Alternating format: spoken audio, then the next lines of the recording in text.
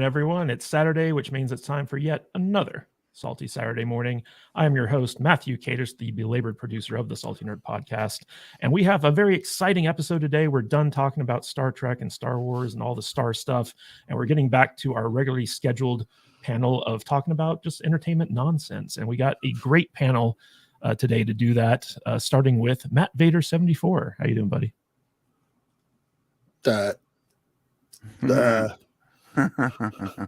I don't know what to say.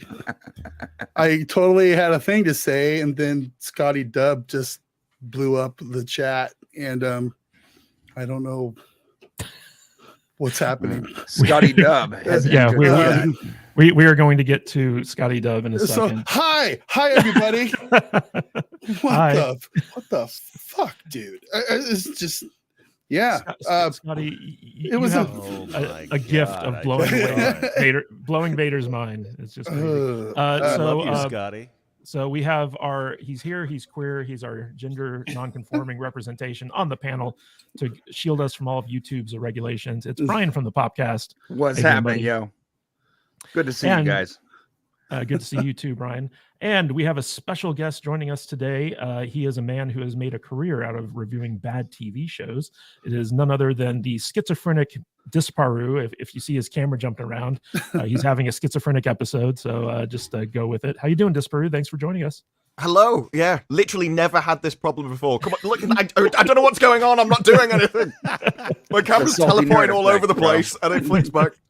I've tried everything. I've restarted the computer. Nothing works.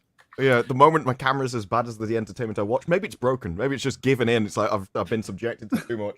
Yeah, Velma broke it.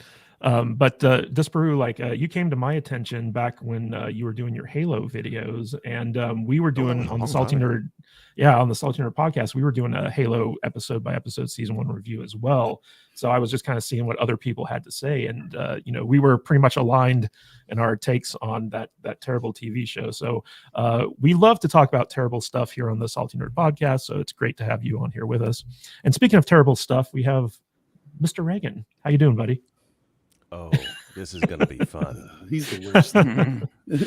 So unfortunately, Odin couldn't join us today, but we have the next best thing, Mr. Reagan, who is launching his Alpha Critic channel, where basically he's getting into the entertainment space. So we're very happy to have him on the stream. If you guys didn't see the previous Popcast Unleashed live stream that had Mr. Reagan, Shane, Matt Vader, and Alex and myself on it, you're missing out. That was probably one of the best streams of podcasts I've ever had, if I do say so. That was one of the best streams of anything ever. Dude, my niece was watching that, and she watches all of our streams. She's like 19, right?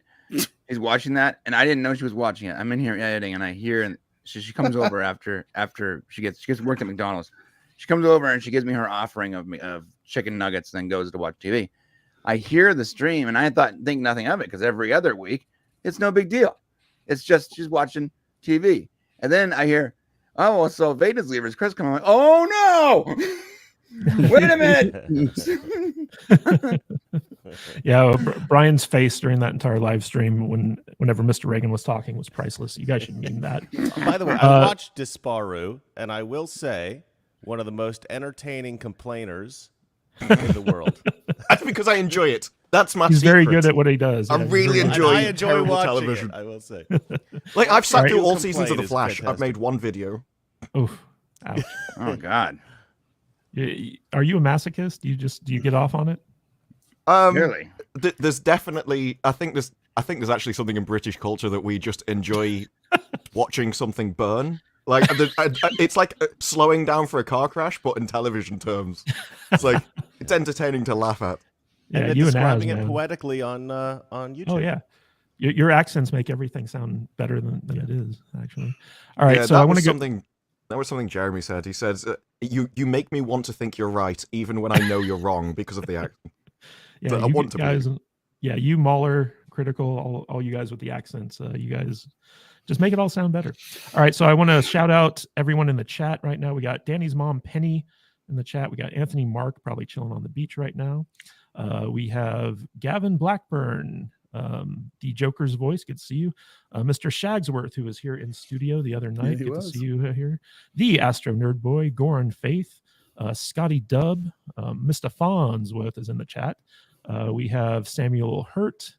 No Money G, good to see No Money G. He was out here in Vegas for the big meetup. Mighty Orbots, Salty Scorpion. Let's see here. Who else is in the chat? War Monkey? Yeah, War Monkey. Samuel Hurt. WG. Guys, thank you all so much for being here today. Don't forget Penny. Don't forget Penny. She was one of the first people I shouted out. You need to start paying attention to your own stream. Okay. Yeah. But as always, we want to give a shout out to all of our loyal fans. So we have our Saturday superstars, starting off with, of course, Scotty Dub, the man, the myth, the legend, Bob Dorsey, and the Astro Nerd Boy. They are our biggest supporters here on the Salty Saturday live stream. We love you guys. Thank you so much. Then we have our loyalists, the people who donate most consistently throughout each and every stream. So Joker's Voice and Mexican Iron Man, love you guys. Thank you so much. And then our big super thankers, the guys who actually go back through our videos, leave those super thanks in the comments. We got Backyard TARDIS and JT Gunn. And of course, the $100 Club, Scotty Dub, Bob Dorsey, and the Astro Nerd Boy. All you need to do to get your name on the screen, if you want, is donate $100. That's all there is to it. It's that simple. But our top contributor and the man who basically broke Vader this morning is, as always, Scotty Dub, the guy who has been the most generous and the most supportive of our content and our channel. Scotty, you are incredible. Vader, let's start pulling up some of our early super chats here. Scotty Dub for $499.99. The big 500 bar raised, gauntlet thrown, challenge accepted, baller, yep, all hail the salty nerd. So he has that $451 under his name, but now it's up to $499.99, which I believe is one of the caps that's YouTube the limit allows you to go. So that's more than I've ever gotten. I think Disparu, have you ever gotten anything like that? Well, I don't stream that much, so it's way above me. Well, what's funny is that's about what we make in like 2 weeks of live streaming. I know, it's total. What's funny is when Critical Drinker was on the stream, we had Scotty, Bob, and the Astro Nerd Boy all kind of trying to outdo each other, and we got like these massive super chats right at the front, and even Critical was like, "Oh my god, you guys!" I've never seen that much money on a stream. So, Scotty, this is incredible. You broke Vader right at the start of the live stream. Vader, what's your response to Scotty? I don't know, man. Thank you so much, man. If we had 4 more, we could all retire and do this full time every day. That would be amazing. I don't think you know how much money is. I don't. Yeah. I don't think you can retire. I'm broke. I'm broken. I'm broken. His bank account is empty and his mind is empty. So yeah, he's broke on many levels. I'm just gonna turn the stream off because we can go home now. Work is done. Scotty Dub comes in here just to shut the stream down every week. He's like, no, none of that. No. You guys don't need to talk. Here's some money. Shut up now. Yeah. So what's funny is because of the YouTube limit. So basically, if anyone wants to beat Scotty's $499.99, we're going to keep a running tab of like major super chatters so that we'll just add it to their total during the live stream. But man, Scotty, you came in like a beast in the morning here. Thank you so much. You are one of our favorites, and also your extra wallet is going to be on its way. And just to let you all know, we are doing our final big reveal of the extra wallet giveaway winner at the end of today's stream. So all of you guys who super chatted, and also all you guys who won an entry into the final drawing, we're going to see who gets the free extra wallet at the end of this episode. You want to do some more of these? Yes. Let's get them out of the way. We had the Shagsworth, who hosted his live stream from the Salty Nerd Studios here in Las Vegas. It was really great having you here, Shagsworth. You had Quarter Black Garrett on, a bunch of other people from the Nerdrotic meetup out here in Vegas. It was great to host you here. Thank you, gents, for allowing me access to your awesome studio. Had a great time. Can't wait to come back. Anytime you want to use the studio, just let me know. It is open for you. Thank you, Shagsworth, for the $20 super chat. And Joker's Voice, one of our loyalists, for $10. Disparu, adding a Brit increases the IQ of the panel by 10 points. FNT Vegas was amazing. Oh, Iger and Disney just can't seem to get out of their own way. #keep talking. Nope. Yeah. Nope. I'm not sure that's actually accurate. It just sounds that way. That's the way it works. And we're going to be talking about that later on in the stream. So hang out. We will get there. And WG for $50. WG was in the studio the other night. I want to thank you for coming out and hanging out with Matt Vader. Fun fact, Portugal is a world leader in cork production, over 50% even. Vader, pronounce Portugal. Portugal. Portugal. No, can't do it. No, can't do Still it. Can't do it. Still can't do it. WG, it was awesome talking with you there tonight. Thank you so much for the $50. And he also just signed up for the extra salty tier on our YouTube memberships. So if you are new to the channel, there's a little join button right down there, and hit it. You don't only got to hit pay. It's $1.99 for the first tier. That gets you the emojis and stuff like that. And the $4.99 level will get you access to exclusive content. So yeah, and we also have a sub goal for today's stream. So if we can get 5 subs during the course of today's stream, it will have been a success. So we already got two. I thought we had 2. We have 2. I don't know, but we'll be keeping track of that throughout the live stream. And if we can hit 5, we will do a celebration where Matt Vader will show his nipple or his feet or something like that live on stream. It. You're so weird. That's the only reason I remember. I only remember because the feet pics. I think that's why the $500 was given. Yeah, totally. Yeah. I didn't realize that's what was going on. Yeah, this is what we signed up for, Vader. That's why I'm here. Where's the feet pics, bro? All right, we got the Astro Nerd Boy for $5. Happy to see Disparu here. You are hilarious. I was disappointed that you dropped The Mandalorian season 3. What's this now? You dropped season 3 of Mando, Disparu? Yeah, I was planning to do Gotham Knights and Mandalorian next day. And then because one's cable television, it didn't release in the morning. So they both released within hours of each other. And I just can't do 2 reviews on the same day or like next to each other the same day. And the thing was, The Mandalorian never really got as much interest as you expected. People just they weren't even interested in watching stuff about it. And it was only afterwards, because the first 2 were like really boring. And it was only afterwards it started to get so bad, it would probably be really entertaining. And by that time, I'd already stopped, so I couldn't start again. So if I knew where that series was going, I definitely would have stayed. Oh, because you were doing episode-by-episode reviews of the show. Yeah. And, you know, only later did they start pulling out the cameos. Grogu started to play up and everything. If they started with that, I wouldn't have stopped. As bad as The Mandalorian was, Gotham Knights is even worse. So, like, I don't know who's interested in seeing those breakdowns. Oh, well, for me, the worse the show is, I will choose the worst show. So I chose Gotham Knights. The most views is most interesting. It was only when later on when Mandalorian started to compete again. So yeah, I don't review good television. All right. Also from Astro Nerd Boy for $5, one of our Saturday superstars. Also, Mr. Reagan, do you ever get bummed at how historical context is lost on most modern people? All right, obviously he's fishing for a particular thing for me to say, so I'll just say it. Okay, you know what, guys? Slave owners were not bad people. Oh God! Oh God! What are you doing? Jesus! That's what he's trying to get me to say. We all know it's so much easier when it's not my stream. My God! All right, enough of that. That's a reference to that's a reference to our previous stream, which I'm going to put the mute button on you really quick. All right, guys. Before we get going, though, I want to kind of announce our new thing since our extra wallet promo has gone way of the dodo. It was very successful. Thank you all for supporting the show by going to extra wallets and checking them out. But we have a new thing that Vader and I want to introduce to the stream. So like a long time we've been struggling with what to refer to our fans as, and Jude has been a big proponent of the saltines, but we didn't really like that all that much. So we've decided that we are now SJWs. Everyone in the chat is an SJW, Salty Justice Warriors. We are launching a brand new t-shirt campaign. So if you like our show, if you like the saltiness, you want to join the SJW army, you can now get your own t-shirt linked in the description to show off to everyone just how big of an SJW you are.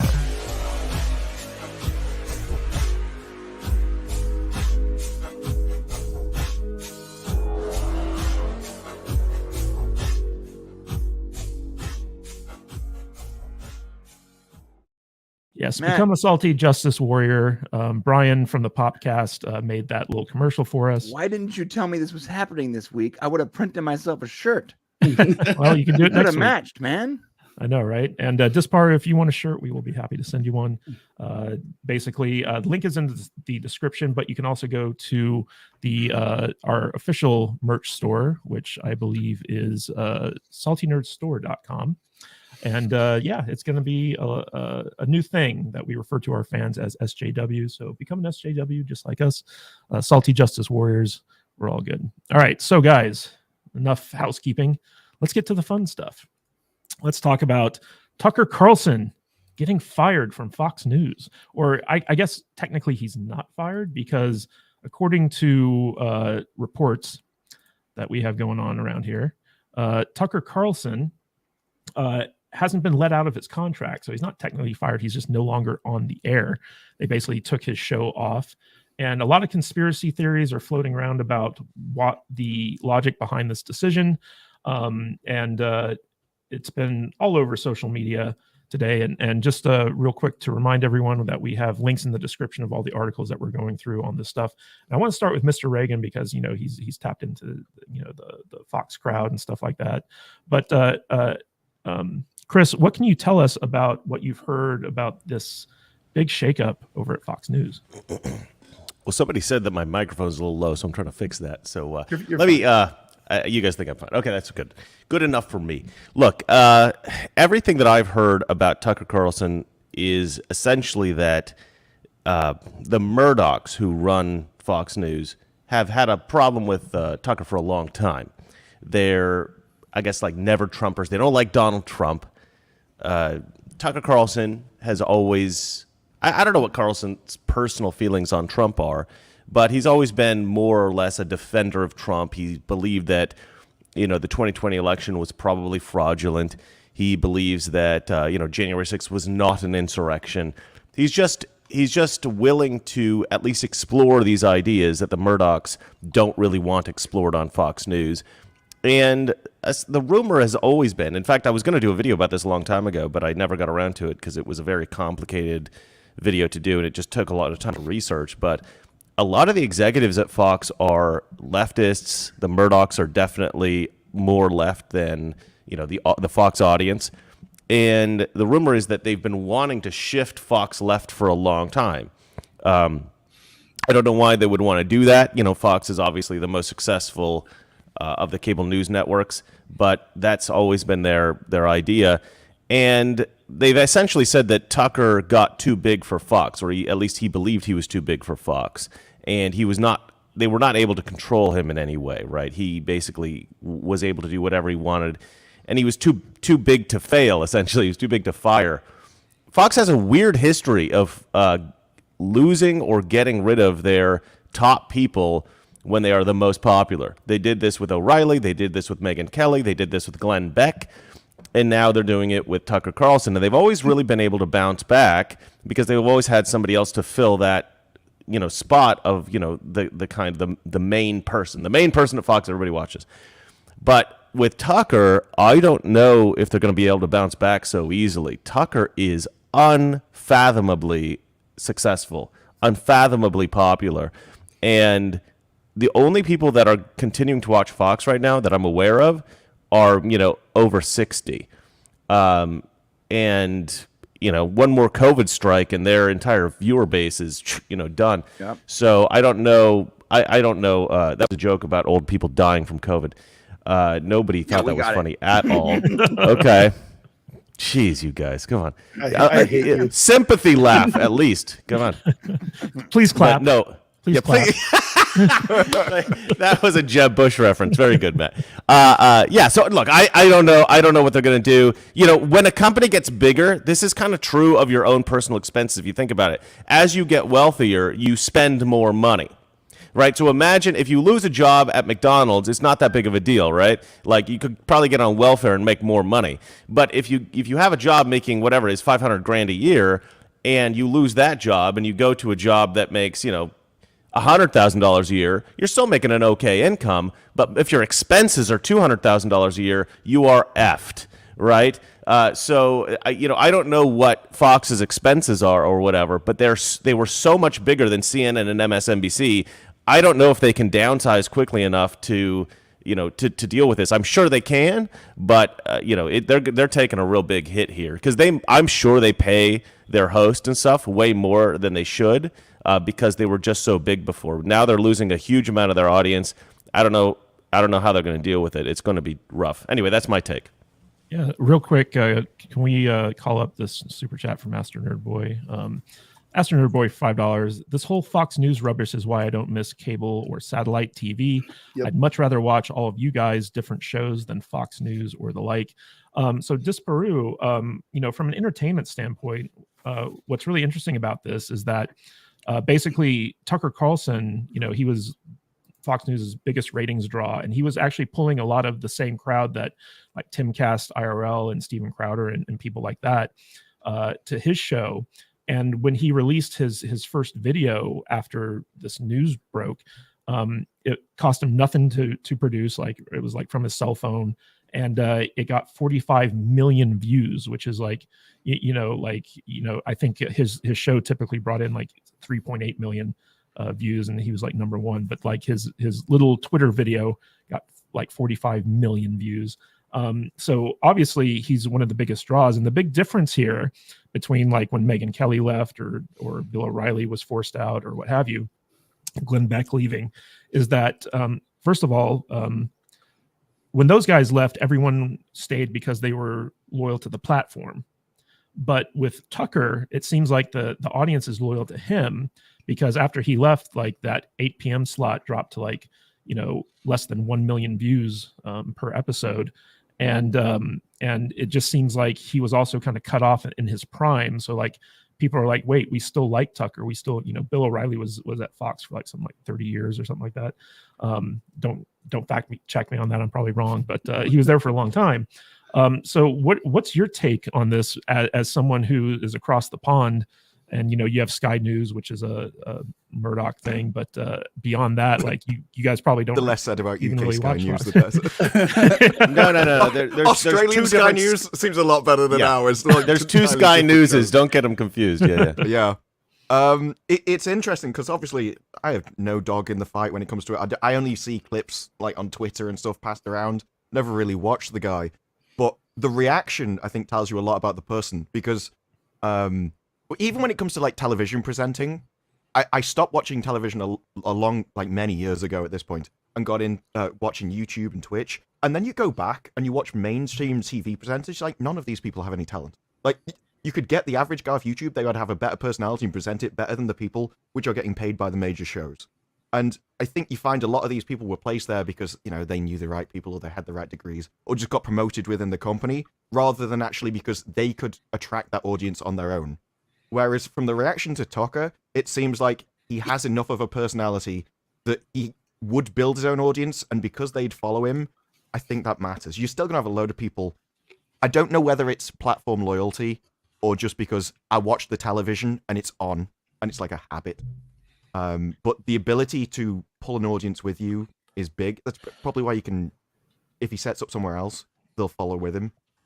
The interesting thing, though, is you can get into the numbers about how they're going to lose money. But over here, Rupert Murdoch, one of his newspapers got into, it was like a phone hacking scandal and stuff. He just closed it down.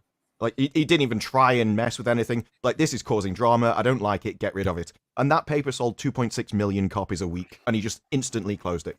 So I don't think he's a guy that really... If something's losing money, it's not necessarily the biggest thing to him because he owns so much. And he'll have different goals than just pure bottom line.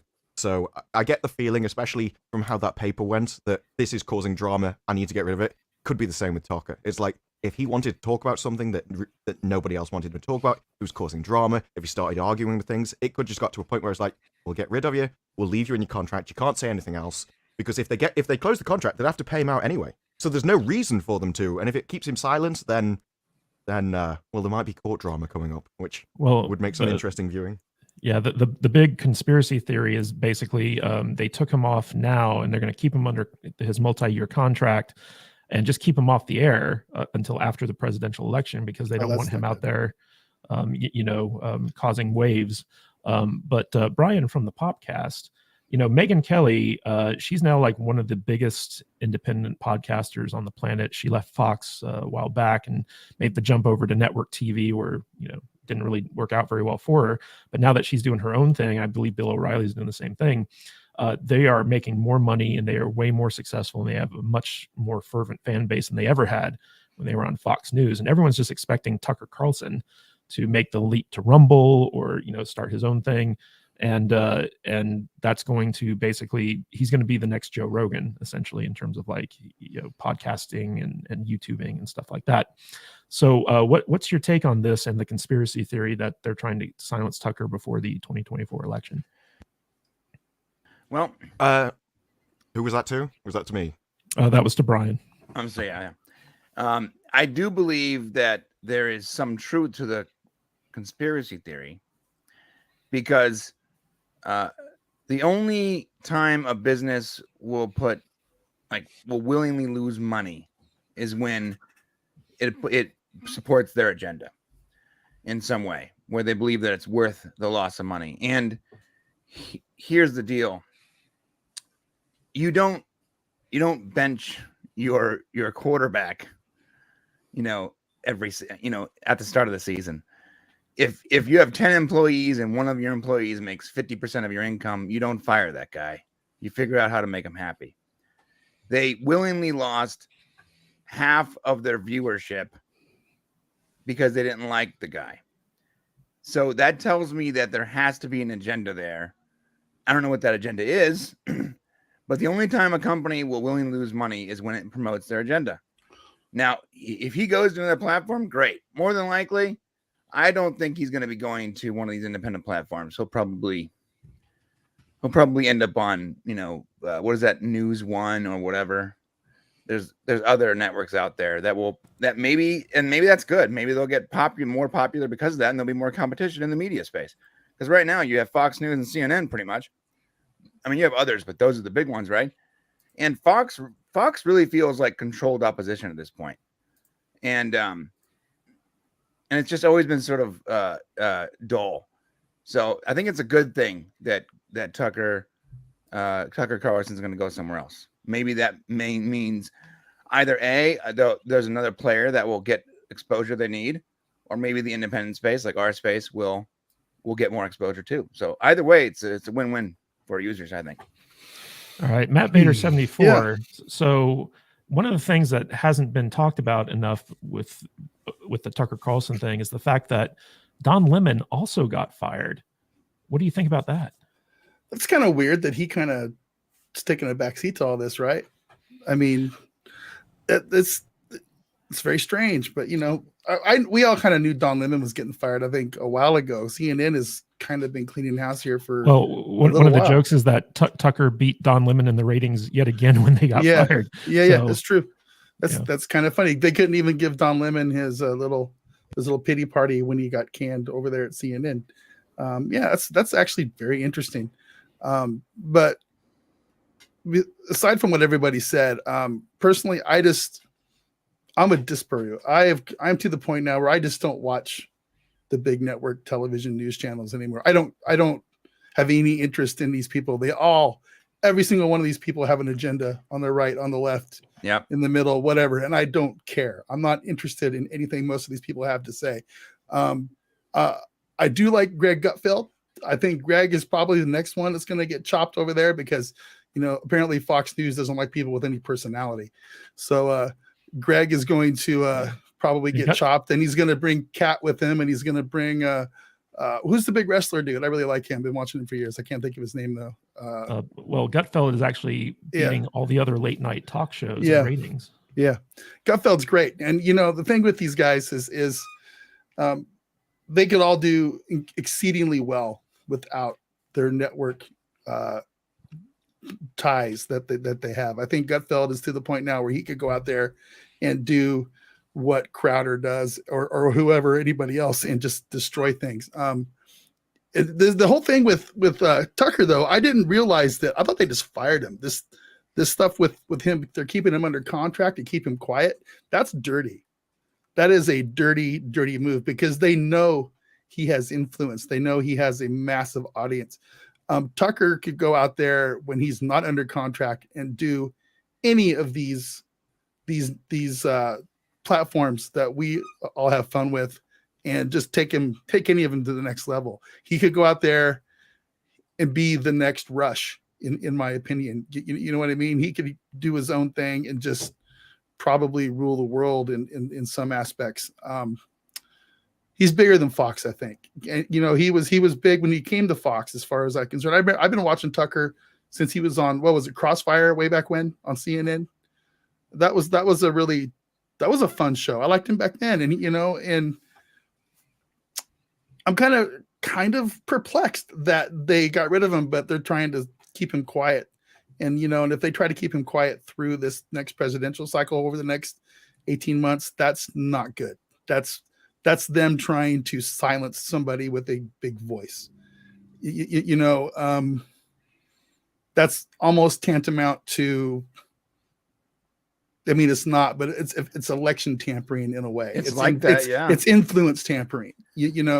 That's a wild thing to me, because isn't that what they already? I mean, most news channels already do. Yeah, and that's why I don't watch the news channels. Right. The only thing I watch the networks for anymore is the occasional NFL football game and hockey.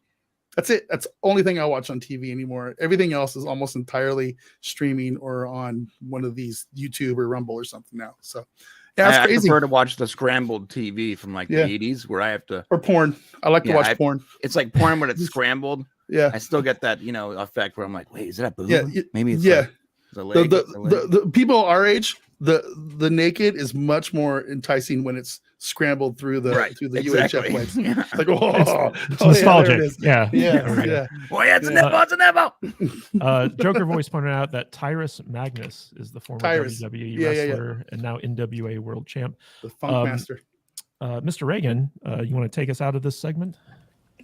Yeah, people in the chat are talking about what's his name.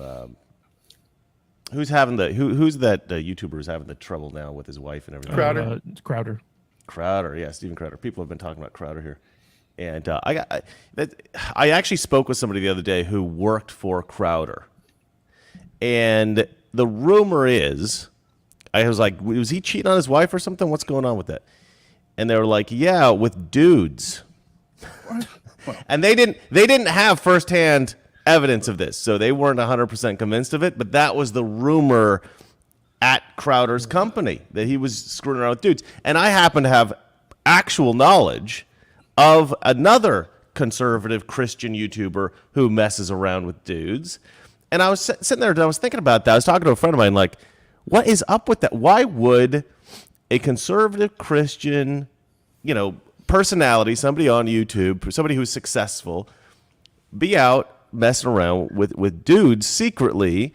And I got to thinking about it, and I was like, you know what it probably is? It's probably exactly what Matt Vader's been doing, looking at too much porn. And because I think maybe if you see enough dicks, maybe it gets to critical mass, right? Dick mass? Yeah. Right, and you become desensitized maybe, right? And then my buddy was like, I don't think that would work on me, but I don't want to test that theory. And then I started thinking about it. I was like, yeah, you know why? Because you know what that test is? That test is watching thousands of hours of dick videos. Can we mute him?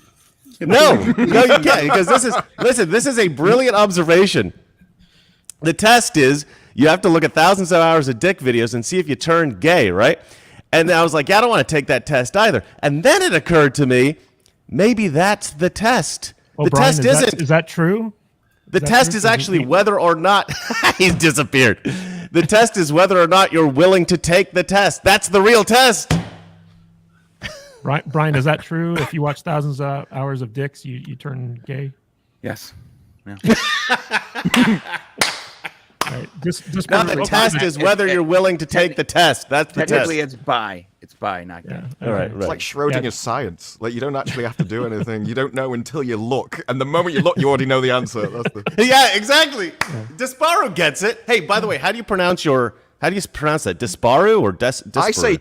Well, this is the thing. I say Disparu. I've always said that, but it's a French word, so I don't know if I'm pronouncing my own name correctly. But at this point, I no longer care. I'll say Disparu for your for your sake. Yeah. Disparu in the chat. Welcome to the Dick Stream. That is. Yeah, really glad we could have you here. Sorry, it's not I exactly did the that. segue I expected from a news Jesus. topic. But there we go. Can I round off this thing? It's like, okay, where's this one gonna go? Never give him the last word again. Okay. Never. No. Well, in that line, I do think it's interesting when it comes to like I haven't watched news I haven't watched TV, but especially the news on TV in probably decades at this point. But I think I would much prefer to get news from the internet, where you've got thousands of people that can all fact check it in real time directly underneath it. Exactly. You just have one person's opinion. Yes. And so I think that keeps people a lot more honest than you could ever get in a news format. All right, guys, real quick, I just want to give a shout out. We are live streaming on Rumble, Odyssey, YouTube, Facebook, Twitter, and Twitch, and also Kick. So we're everywhere that you can consume content. And now it's time to consume the big content of the week, which is basically Disney is suing Governor Ron DeSantis over in Florida. And this is a very strange story in my opinion, but it kind of makes sense. So for those of you out there who are in the chat complaining that we're not talking about nerdy topics, this is about Disney and their weird agenda. So even though there is a political bend to this, we feel like it's relevant because it goes to, basically Star Wars and Marvel and Pixar and all that stuff. So Disney is basically suing Florida Governor Ron DeSantis, alleging that he's unfairly targeting them for political revenge, essentially.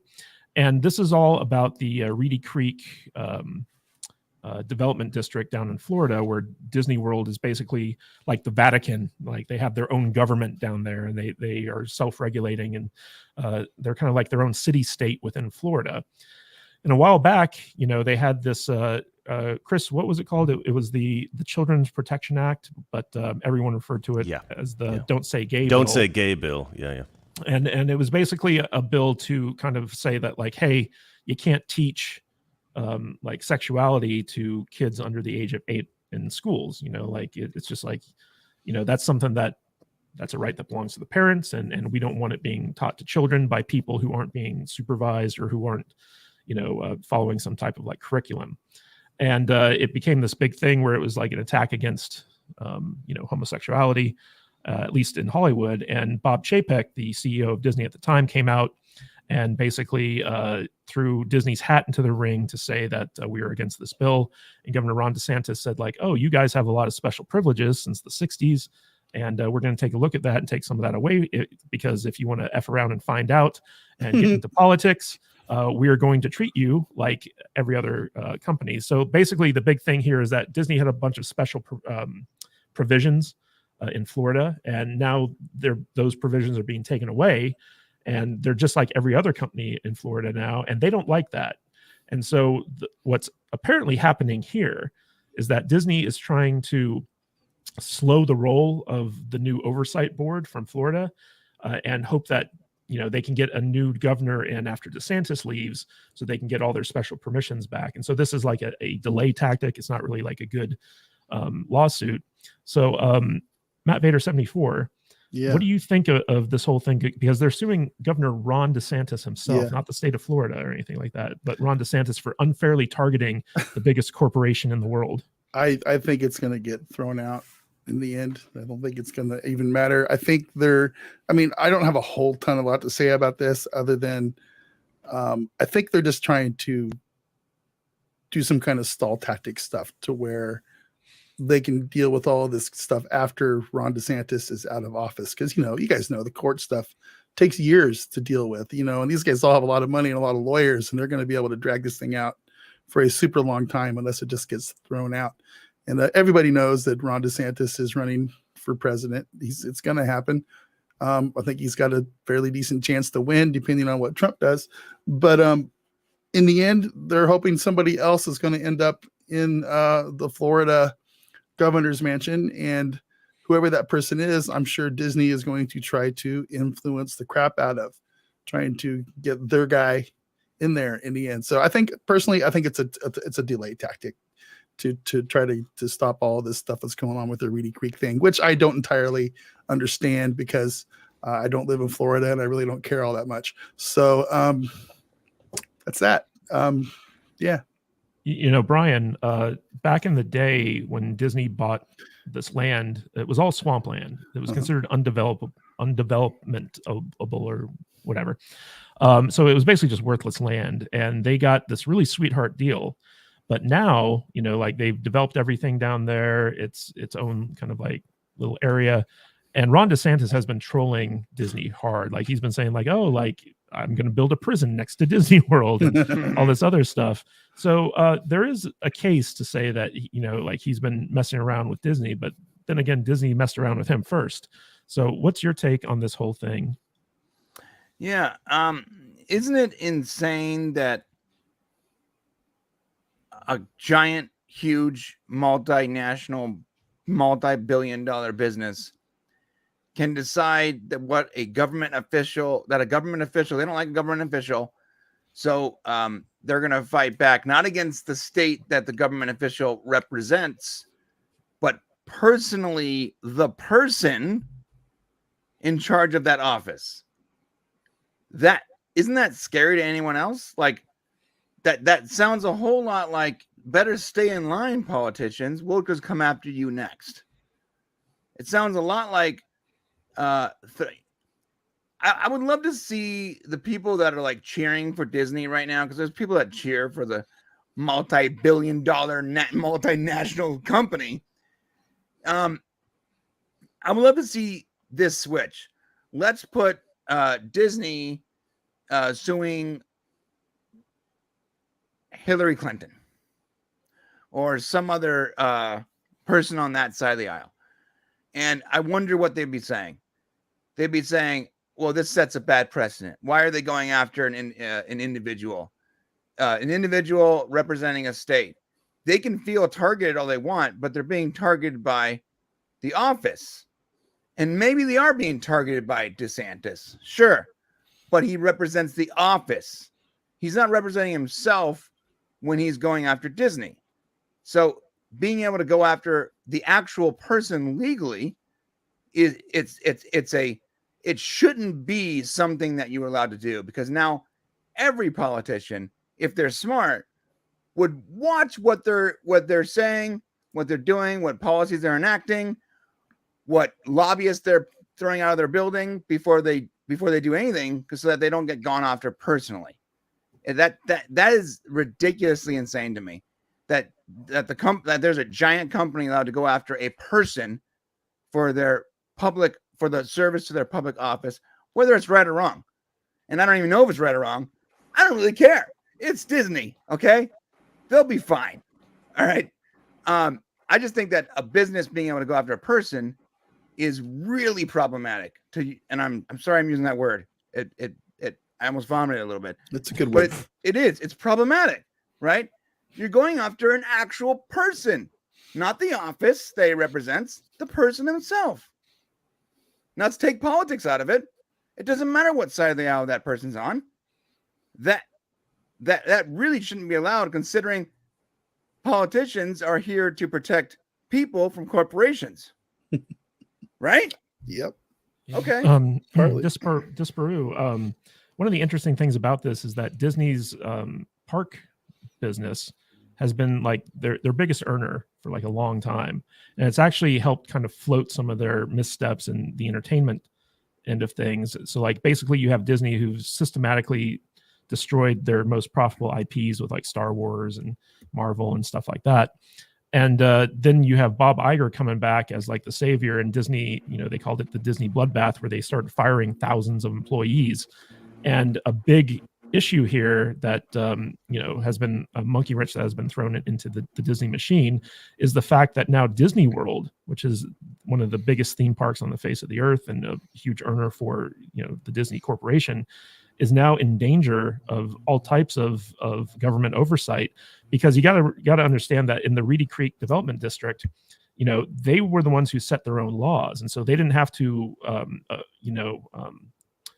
comply with a lot of Florida's like building regulations and stuff like that. So if Florida starts coming in and doing inspections on Disney World, and they find a bunch of like, violations of like Florida, guidelines, this could cost Disney billions if they want to keep that, Disney World open.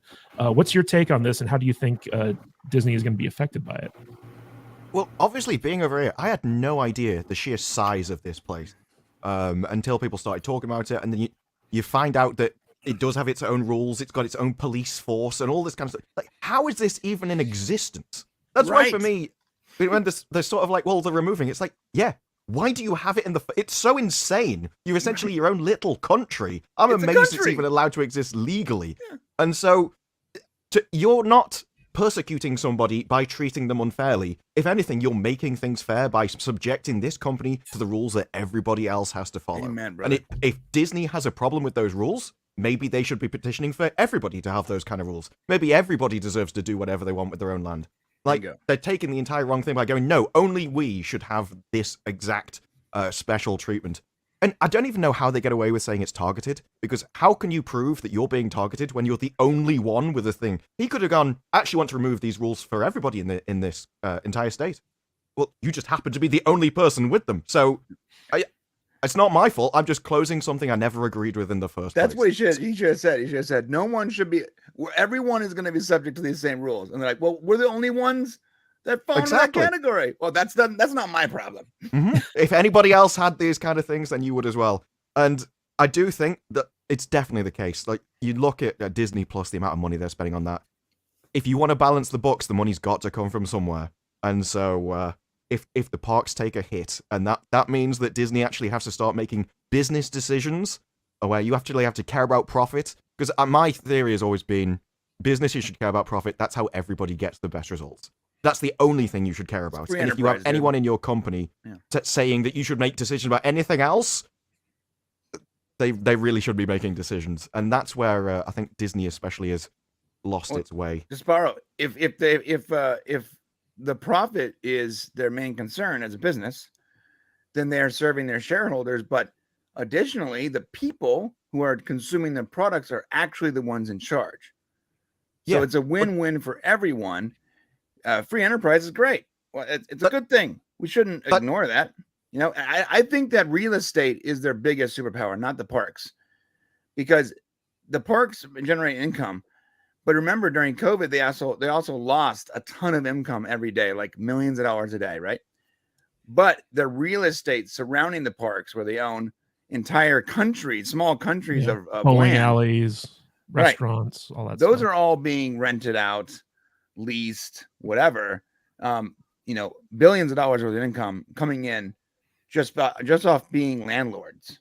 I live in Orange County, and I'm next to I'm like Disneyland's like right down the street, right? They don't own just Disneyland here. They own, so Disneyland's in the city of Anaheim. They just own Anaheim. Like, there's literally Anaheim and something they call it Anaheim and unincorporated Anaheim. Unincorporated Anaheim is a nice way of saying the small part of Anaheim that Disney doesn't own. I'm not joking. Freedom Anaheim. Yeah, it's like this. It's like the outskirts right before Fullerton, and it's very sort of a sketchy area that Disney just didn't seem to see a point in getting too close to the freeway. You're describing it like a pirate thing, where like we go to the fringes of the map where nobody goes. The Ridge Worlds. But that's pretty much here. Like, they own so much of the city that they had to call it Anaheim and unincorporated Anaheim. So in Anaheim, when you're electing an official in Anaheim, like a local elections, there's no official running that isn't bought and paid for by Disney, because there's no way they would even get the job. It's not possible when Disney owns the 87% of the city. The city, they own that much of it. So that's why it's not funny just the parks.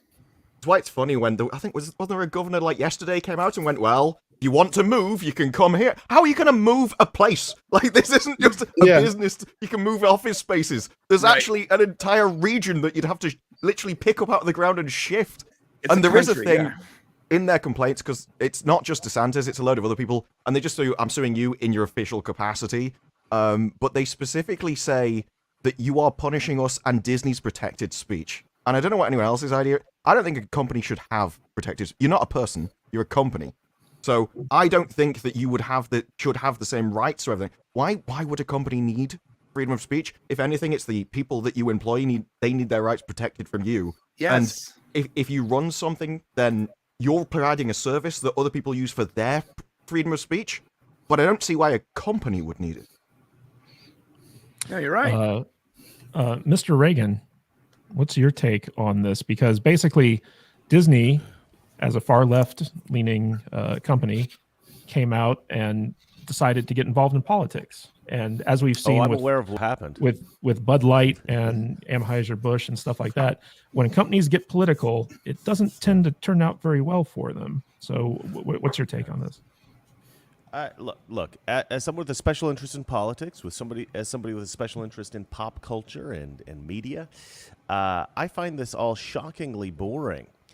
I don't know why you guys get so riled up about it. I don't care, but I do understand that it's important, and we need to talk about it a little bit. So I'll say this: I don't really like government subsidizing businesses at all. I kind of understand why Florida did this. I mean, Disparu basically said everything I wanted to say, but I'll add this.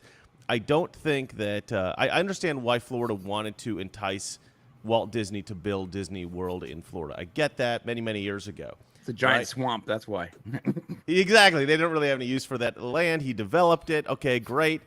But yeah, they look. We don't like monopolies. We understand free market is great. I have a kind of I'm a very free market guy.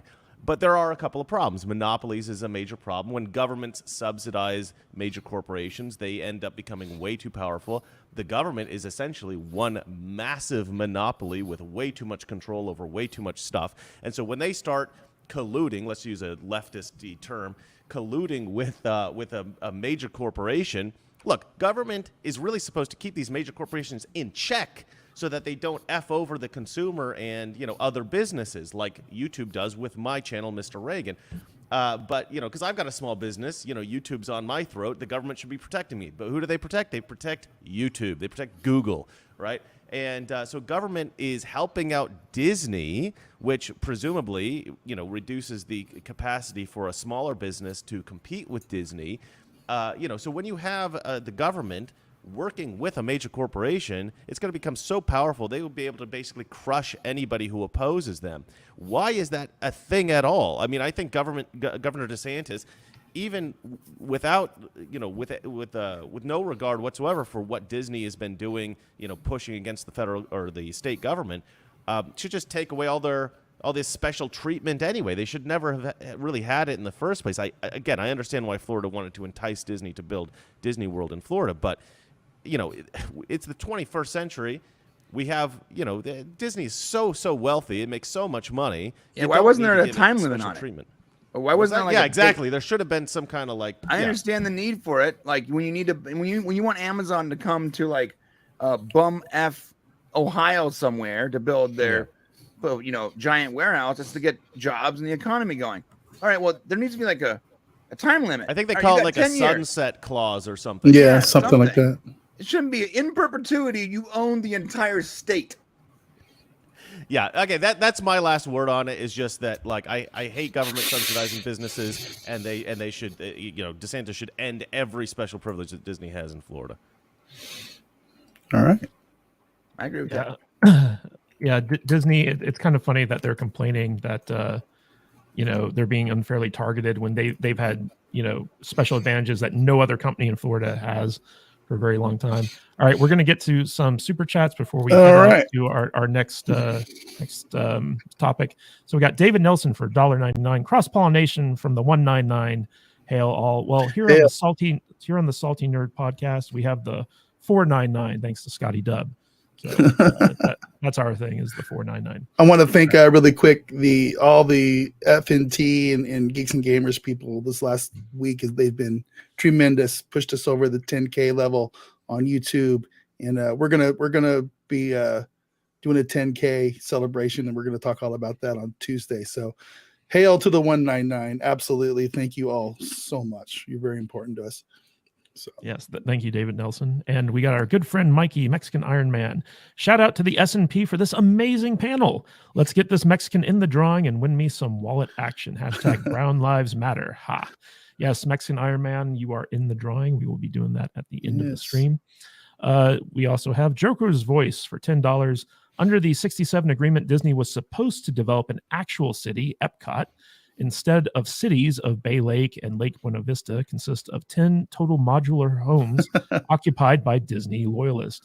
It's funny to hear Drunk 3PO talk about this because, you know, he lives in Florida. He does like the Park Hoppin' channel. Yeah, he's deep into like all the ins and outs of Disney World. I listened to him on the live stream that the Geeks and Gamers guys did from the Salty Nerd podcast studio on Tuesday.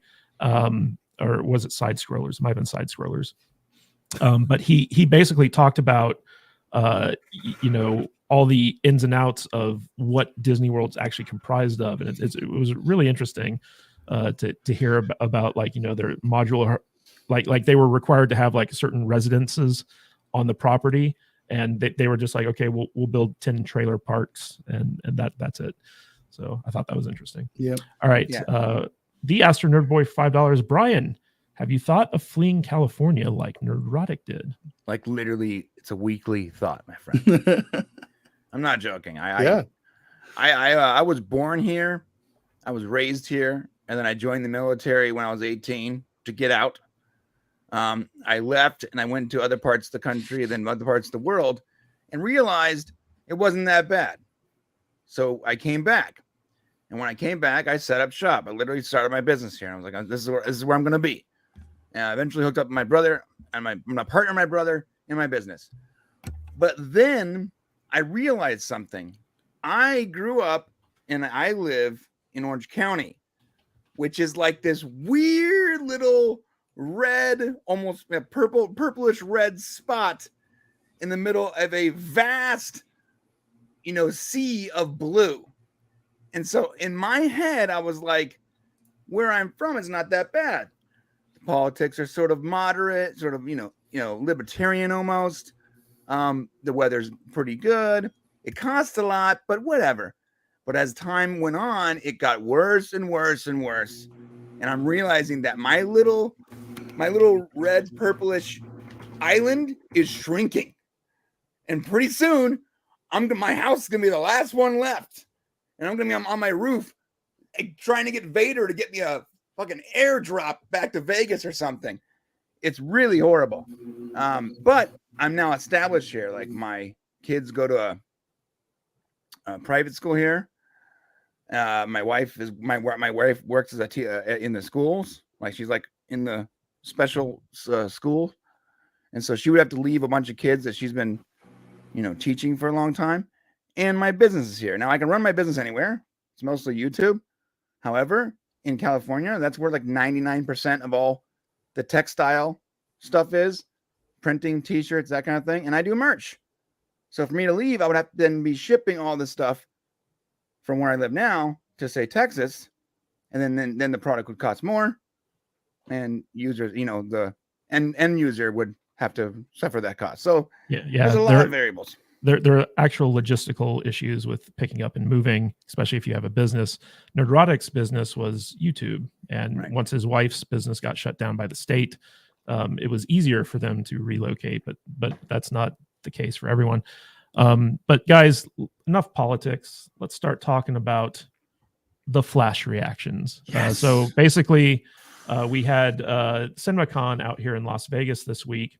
And for those of you who don't know what Cinemacon is, it's basically this big trade show for theater owners. And so this is where the movie studios get to kind of wine and dine theater owners to get you know, them to show their movies, and they wheel out celebrities to kind of schmooze with the theater owners, because as we all know, theater distribution is a big revenue stream for the studios, and so they want to keep these people happy.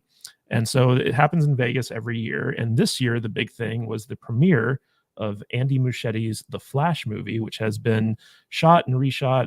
Some estimates say that they've spent $350 million just on production of this movie. That doesn't include any of the marketing or anything like that. But this was going to be the world premiere, the first screening for audiences. And Disparu, you guys, or at least on your channel, you actually did a video that dropped this morning, a very good video about the reactions to this stuff. So what's your take on the reactions from the Flash movie so far, and Ezra Miller, who can basically get away with anything, it seems, whereas Jonathan Majors just needs to be accused of something and his entire career is over?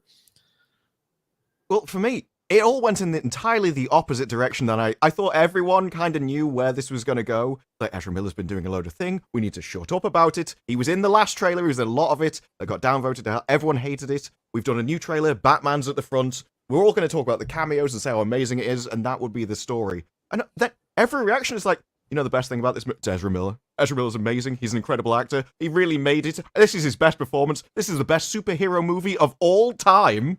But they're definitely the best multiverse movie. And Ezra Miller has never acted like this before in his time. Like, who wanted that? I'd love to know when you're writing a review. Because the thing is, we've all seen Ezra Miller. He's not a great actor. I can't imagine that he suddenly leveled up. And that's why in my video, I was like, at this point, because I was going through Bounding Into Comics titles, and there was the title of something like he believes he's Jesus, and he thinks he's going to bring about the apocalypse by marrying a spider demon or something. And I'm like, if you believe that, you might actually believe you're the Flash at this point. So he may not even be acting. This is just his new personality, and that's why it's taken on another level. But everything in this movie was set up that you could have put him in the background. There's even 2 Flashes. You could have replaced the other Flash with somebody else. Easily. But no. Instead, we're going to put him front and center, and then I can believe this is a good movie. That's within the bounds of possibility, obviously. Saying that he's an incredible actor and really leads it all and saves the movie, that's stretching incredulity for me. I can't get behind that one. Well, check this out, Disparu. You use the wrong pronouns like 6 times, so at least half the comments are going to talk about how you use the wrong pronouns. You know my video. I don't think he even uses their right pronouns. So who cares? In the video, I made a deliberate effort to say Ezra and Miller throughout most of it, and I watched it back. I'm like, it's so difficult, like to even try. It's just bad grammar too. I had to take a break from I have a DC channel. I had to take a break from it because we were getting really good views, but I kept messing up the pronouns, and people were getting so upset that I'm like, all right, I'm gonna stop talking about the Flash. For, you want me to teach you how you get around that? You just say, I do not refer to people by gender. I refer to people by biological sex. I don't. Yeah, that doesn't work. You can be whatever gender you want. I'm gonna refer to you by whatever junk you were born with. That doesn't work, bro. Yeah, I don't care. No, I do not care. Well, what's funny is they tried to bake it into the movie, the they them stuff, by having 2 Ezra Millers. So like, you know, you refer to them as they. And that was a deliberate thing. It wasn't something out of the story. It was because like, oh, we have to figure out how to not misgender him without pissing off the audience. There's one of the Flashpoint comics do have 2 Flashes though. Yeah. It's not that different. Yeah, but still, it was a way to get around that. So basically, Mr. Reagan, we have the Twitterati in full force dropping reactions to the Flash movie. From what I've heard, basically the consensus is that it's okay.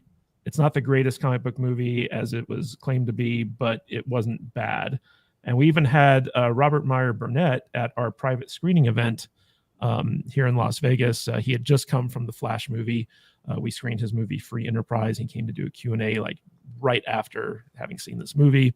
And he thought it was a fun film, but it did have its problems. So what's your take on this? Do you think it's interesting that it seems that everyone is trying to protect Ezra Miller, at least until this movie comes out, so they can recoup their money on this thing? Oh, well, sure. I mean, you have to, don't you? But yeah, well, Robert came over. What was really weird about what he was saying was that, like, I mean, he wasn't just saying it was okay, but it had its problems. He seemed to really, really like the film. Yeah. And I don't know. I was really hesitant to believe that it was as good as what he was saying, because he was also saying that The Marvels was also an excellent film. He'd seen that one as well. I'm just like, do I trust this guy's judgment? I don't know. You know, I mean, it's possible the Marvels have course corrected a little bit. And there was this the trailer. Yeah, there was this concept that they were mocking Brie Larson as some kind of tight ass throughout the movie, and that's a smart move, really, because this, people can't stand her. And But, Robert judges everything for what he's looking at right then. He doesn't take into account any history ever. It's Right, just okay, which what is am I fair watching enough. right now? I mean, Right. that's fair enough. I mean, if it's a good movie, it's a good movie. We'll see. Really, I mean, everybody who's seen it has, like, to me, there's one consensus about the positive response of the film, which really is Michael Keaton is phenomenal. He's like the best thing about the movie. That's what everybody keeps saying. And I think Matt Kadish, you cracked the joke at one point, like I don't know why one of the best ever Batman movies is called The Flash or something like that. Yeah. I thought that was quite funny. Why they call the new Batman movie The Flash? Right, yeah. Why they call the new Batman movie The Flash? That was a good joke. No. I look, we don't know. We haven't seen it, but it's one of those things where, yeah, we did kind of all expect, I think, for it to be garbage. And Ezra Miller is. I mean, I couldn't stand him in the new Harry Potter movies, whatever those were. The Fantastic Beasts. The Dirk The of Fantastic Drunkard Beasts. or something. I don't know. he was so whiny. I was The, like, the, why the did you guys gayness put of Dumbledore. Is that the what this gayness is of called? Dumbledore? They put in this like emo kid into this, the Harry Potter franchise, and I just thought, why would you do that? He's so difficult to watch. Well, I he don't- is a real life villain, so like that role made sense. Yeah, I think he is. Yeah. And I couldn't stand him as the Flash in the previous film. He's just so weak. Well, that was one comes of the across best parts of Disparu's video this morning, where he points out just like how crazy villainous Ezra Miller is, like choking people out, slamming them to the floor, claiming to marry a snake goddess, breaking into people's homes and stealing alcohol, and everyone's like, "Yeah, this guy's okay. He's fine." Fine. Perfect. I'm anymore. sure he's fine. They I have to went say through- that for now. Obviously, they have a movie coming out. Obviously, they have to say that. We'll see what they say after. But as the Disparu next- pointed out, even the director is out there like he's one of the best actors I ever worked with. I don't care. I don't care if he choke slams fans. Dude, I'm imagining David Zaslav right now. He's like, and then the second movie's out, he's like, "Oh my god, that guy sucks, right, guys?" Well, we all know. Yeah. we can thank, Secret privately. Yeah. Yeah, we all know Well- that we can thank Zack Snyder for casting him to begin with. So mean, I think dude, the obvious I've heard reality. a lot of good things about it, so I'm gonna enjoy it as a consumer, well, even though I we're- know we're- that. we're going to get to your take in a second, Oh, go Brian. ahead. But Matt Vader 74, what's Yeah. your take on the reactions to this movie initially? Because Tom Cruise came out, said it was one of the best movies he's ever seen. That's Vader's favorite actor, Tom Cruise. What, are we? Am I okay? Do I sound all right? Yeah, you sound fine. I had to completely reboot.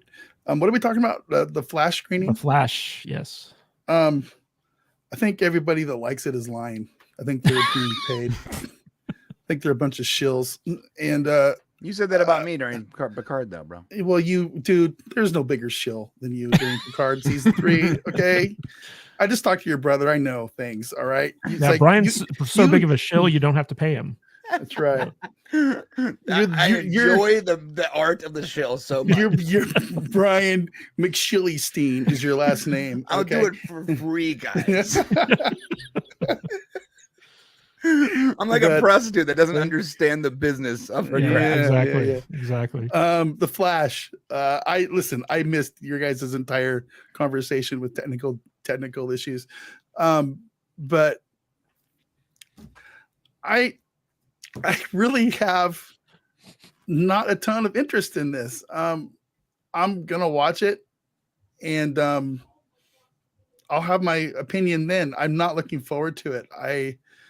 I'm just so over these superhero movies that I just don't even know what to say. I'm sorry. I look at these tweets and these comments that came out of this screening, and I just laughed because they're all like, "This is the greatest thing in the world," and blah blah blah, and half of them all read the exact same, and it looks like they're typing off of a pre-made list of, if you want to praise this movie and still accept your benefits, then you need to choose the wording from one of these 4 options from the studio. You know what I'm saying? I'm just enough. Just get us into the James Gunn stuff and let's move on. I don't give a shit about any of this stuff coming out. Blue Beetle, no, get out of here. Don't care. Aquaman 1 was dumb as hell, and Aquaman 2 is going to be dumb as hell. I don't care about the weird dude that was in the Ezra Miller guy. Yeah, he's a freak. He's a freak in nature. I don't want this guy on my TV. I don't want to watch him in a movie. He's one of the worst cast people in the world. He runs weird. You know, it's all very strange to me. I don't care about Girl Superman from Earth 2160 Alpha. I don't give a shit about these characters. I don't care about ancient old Bruce Wayne Beetlejuice. Enough. He was Batman 40 years ago. 40 years ago. Matt, is there anything on this earth that you like? I like you, man. You're kind of cute. Oh. Yeah, man. I like Star Wars. I like Darth Vader. I like George Lucas's stuff. You know, it's Literally really hard the to only like. thing It's Matt really Vader hard likes to is like. the original trilogy. That's it. I like good entertainment. This isn't it. This is a bunch of CGI freaking jerked off all over us on the screen. It's get out of here. These are terrible characters. A bunch of randos in tights and capes. Did you like the stories Snyder that cut? nobody's? Yeah, I did. It was all right, but you know, I liked it better when he remade it and we got the long giant version. Right. Like Yeah, the that was the studio only good version. Yeah.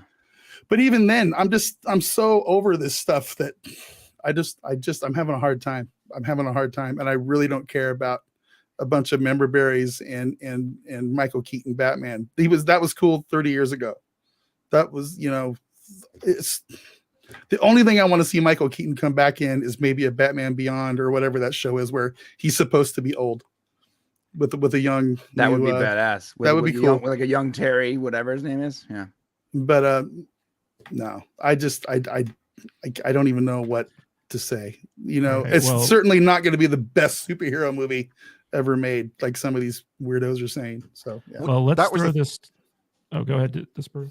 That was the thing with one of the comment. My favorite tweet about it was when someone ended it with "believe the hype," which is just one of those standard things which you hear all over. It's like it's an absolute triumph. It's the same thing. And to come out and say about this, the only hype I have for this is if Ezra Miller ends up in prison. That's kind of what I expect. I'm surprised he managed to film the movie without assaulting someone on set, let alone everything else that he does. And so what you have is you've got other people at the moment. You've got Kang himself. He had one accusation. We haven't even seen the video. We've got video of Ezra Miller doing stuff. And you'd be like, well, he has to be protected for this. He was doing this stuff years ago. So there was plenty of time to edit the movie, put him in the background. And that's why it's weird to me that everyone's going, no, Ezra Miller's amazing. They could have made this movie so he had as minor part as possible. It's all cameos. It was taken over by other people, maybe a different Flash. And he was just kind of there and they refilmed it all. But instead, the opposite's happened and they're almost doubling down to the point where James Gunn is like, well, you know, if it does well, maybe we'll have him back. I'm like, but just no. You'd be like, okay, we know what's happened. We know he's controversial. He's in this movie, and then we'll move on to the next stage. I think would have been way better. I don't want to see Ezra Miller in a single role, much less playing multiple roles in this movie. You know what I mean? It's like I'm over that guy. He's just Double your pleasure, double your fun. I want to throw this to our resident DC movies expert, Brian from the Popcast. He runs his own DC Universe channel over there. So, Brian, what's your take on this? I know that you were really upset that you guys couldn't get press credentials to go to Cinemacon and watch the movie yourselves. But what's your take on all the reactions on this? Yeah, first off, I want to say thank you for going to be after Vader's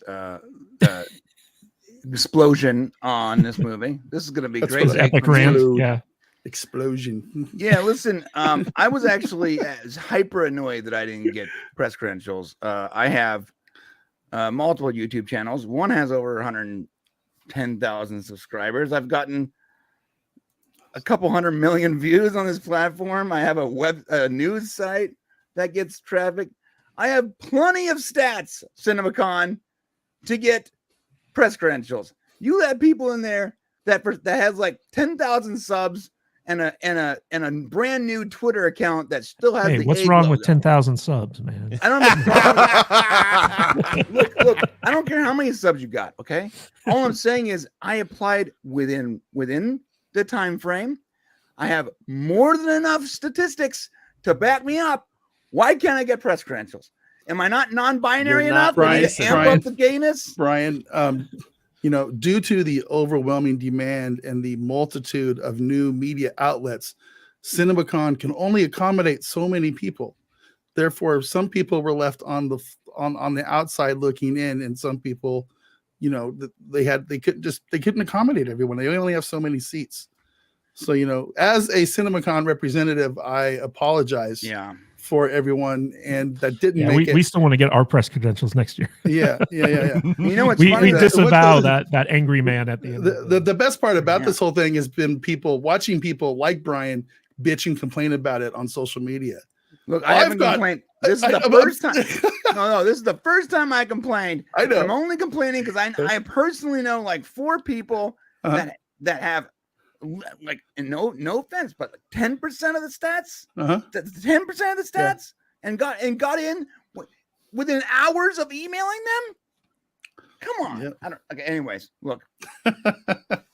I do believe. I don't believe the hype. I hate that phrase. And people say, "Believe the hype."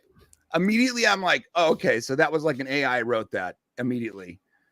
But I do, from what I've heard about this movie, the notes of Back to the Future and the notes of Spider-Man No Way Home and the obvious nostalgia bait, but also the notes of actual comic book realism, taking stories from Flashpoint and modifying it to sort of meet your new needs. I think James Gunn is a brilliant creative, like brilliant. I've never seen something that he's produced that at the very least I didn't enjoy. I think that he's using this very smartly to sort of usher in his version of DC without having to just completely scrap everything that came before it. And hopefully it makes both sides of the fandom happy. Although I'm pretty sure it's impossible to make Snyder Bros happy. But good luck, James. Here's the deal. I do think that Ezra Miller might have actually been good in this movie because, and this is a potential spoiler, I think he's actually the bad guy. I don't think he's the good guy in this movie. And if that's the case, then he's really good at playing the bad guy. So at this point, he's not even acting. Okay? He's just the reverse Flash. So I think that this movie can be good. I'm not going to give it a chance just because I have a DC channel. I'm going to give it a chance because I'm a DC fan. I've been a DC fan my entire life. I've been waiting for this kind of a movie for a very long time. I've wanted to see Flashpoint made since I've read the original comic. Just as much as I want to see Kingdom Come made, and all those like infamous Death of Superman, infamous comic books. And this is the first chance I think we're going to get at seeing an infamous DC comic book actually, hit the screen. So I'm looking forward to it, man. And I like the new Supergirl. What's wrong with you, Vader? She looks cool. And also, for those of you in the chat, if you want to see Mr. Reagan cast as Booster Gold, type a B in the chat. Oh, yes. I think he'd be perfect. Who's this? Booster Gold. Mr. Reagan. No, what character? Booster Gold, one of the best DC don't care ever. It doesn't matter. Nobody gives a shit about Booster Gold. Okay? You're Rudy Poo Booster Gold. Booster Gold. Nobody matters. Doesn't matter. All right. Real quick, we got some super chats I want to get to. Astro Nerd Boy, $5. I can't stand Ezra, but after the aberration that is Picard season 3, I suppose The Flash could be good. I won't see it in the theater though. Do you guys think that people might just sleep on this in the theater, wait for it to come to streaming? Well, everybody should wait for us to watch it and to tell them what we think, because I think that they probably not us personally, but you know what I mean, like YouTubers and because the people they brought in to see the early screenings, they just Brian didn't get in. Why? He's probably not a simp. Too honest. You know what I mean? That's what it is. They've stacked the deck to. They stacked the deck. What does that say about Robert Meyer Burnett though? No, wait. Robert Meyer Burnett got an invite from John Campea, actually. So he's John Campea's +1. And no offense, actually, I don't know Campea. I think Campea is a simp. So, yeah. All right, real quick, we got a super chat from Ryan for £20 or 20 euros, I should say.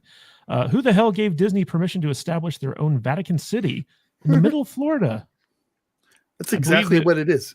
That's Yeah, I exactly believe what it is. it was the governor of Florida in the 60s who made that I think call. it's bigger than Vatican City.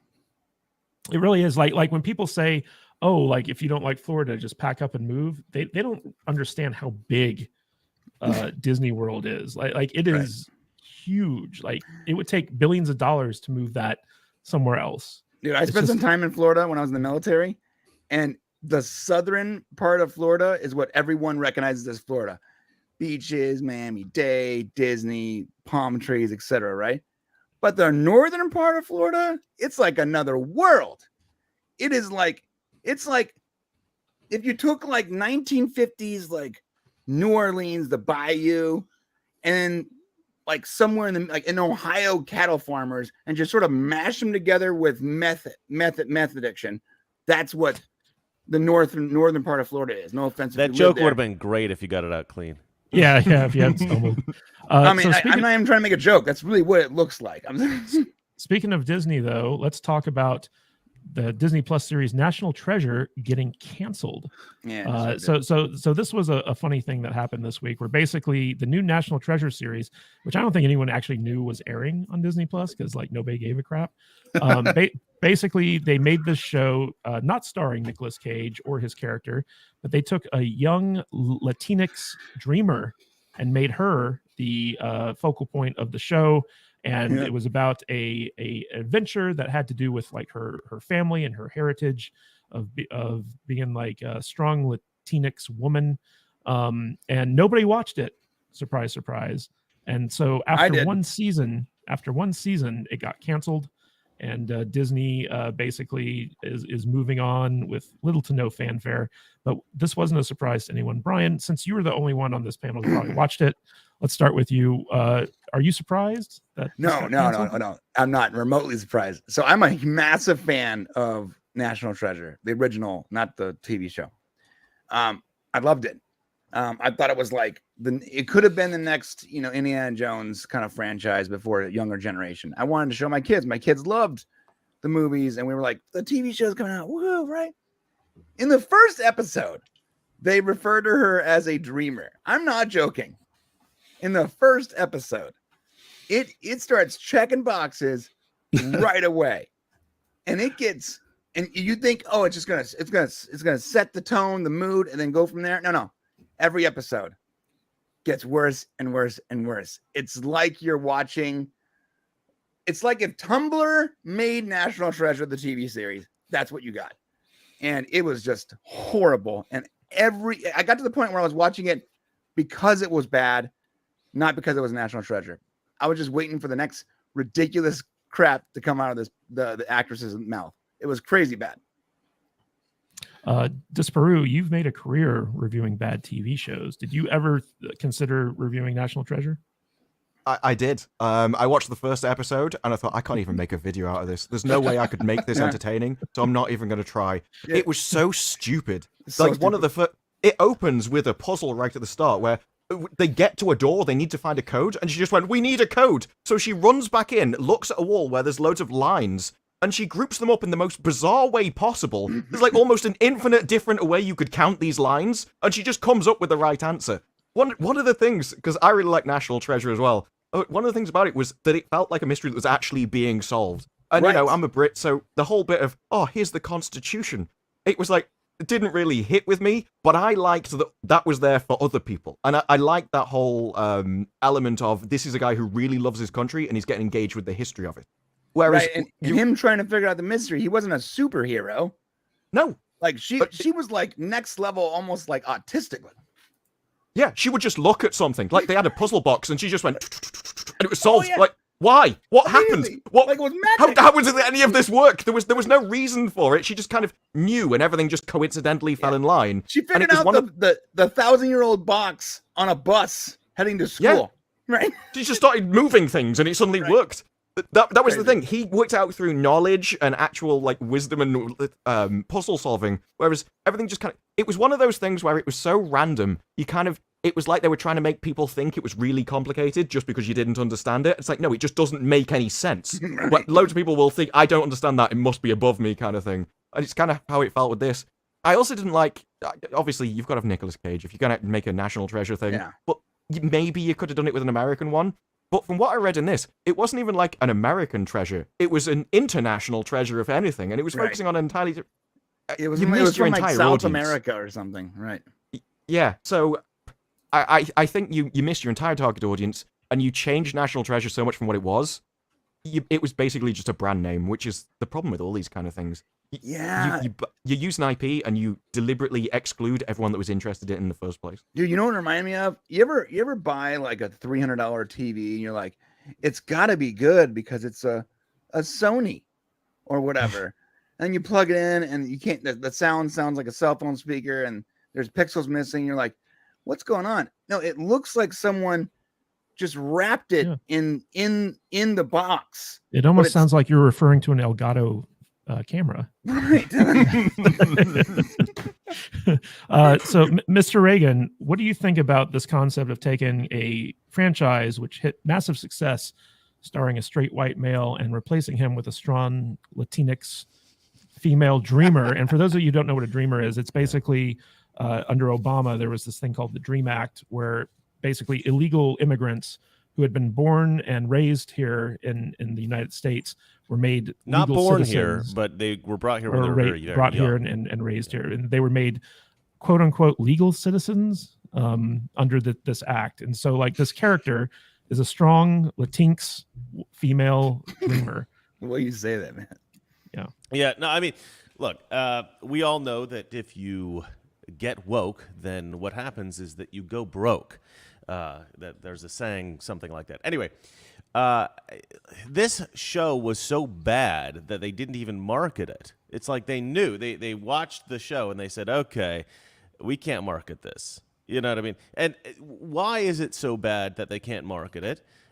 It's not necessarily because it's a woke show. You can actually do woke things in a way that's okay. I actually consider Andor woke. I know a lot of people don't agree with me on that, but Andor was hugely successful. I mean, it wasn't successful in that it, had a huge audience or anything, but people really love Andor. And I didn't, but a lot of people did. So you can do it well. But here's the problem. If you get people in, it doesn't even matter if they're, I don't care what race you are or what, it all has to do with your political ideas. If people have these political ideas, even if they're white males, straight white males, or anything else, doesn't really matter, and that's your focus, you want to get these woke messages out through your project, the vast majority of the time, you're going to neglect the thing that matters the most, which is making your project entertaining. And so that's why when you get woke, you go broke. It's because you're so focused on pushing these idiotic political ideas. The same thing was actually true in the 90s with Christian rap. My mom once bought me a Christian rap cassette tape. I had no idea what this was. We call that crap. Yeah, exactly. MC Hammer and Vanilla Ice were popular at the time. I thought, okay, I don't know what this is. I'll play it. It was terrible. Why? Terrible. It's because they put the Christian message before the quality of the music. They cared more about the messaging than they did about the music. Now it's not so much the Christian conservative message that's being, forced into media, but it's this sort of leftist religion of wokeness. If we can, push this idea that, trans women are really women, or, illegal immigrants are fabulous. If you can push that into our project, that's going to, give it some kind of soul or something like that. All it does is it completely strips of anything entertaining. Right. This is the same concept as Picard season 2, right? They had this big push for, ICE agents are evil, immigrants are fantastic. And then they made a whole show about this. Of course it's going to be crap. Of course it is. Called Star sad. Trek, but it sad. took place in modern day Los Angeles. Yeah. Let's go back in time and deal with a current political issue. Yeah. So Matt Vader 74, obviously Disney tailored this series to appeal to the Latin audience, but none of them showed up to watch it. Do you think that this is a wise strategy for studios to try to cater to a certain demographic that just doesn't care about what they're doing?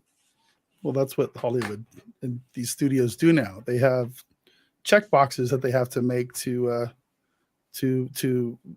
legitimize their product. You have to have 40% Latinx and 30% BIPOC people and 2% white people, and 80% of those people all have to be, LGBT, XW, CYN people, and yeah, no, it's a terrible strategy. Nobody wants to watch this stuff because it's all about virtue signaling, and it's not good. It's terribly written, and they're just mining old content to destroy and shit out on these streaming places. It's just we knew it wasn't going to be good from the get-go, right? I mean, did anybody even care to watch it simply because they put it out there? There was no reason for them to make this. Nobody wanted it. Nobody asked for it.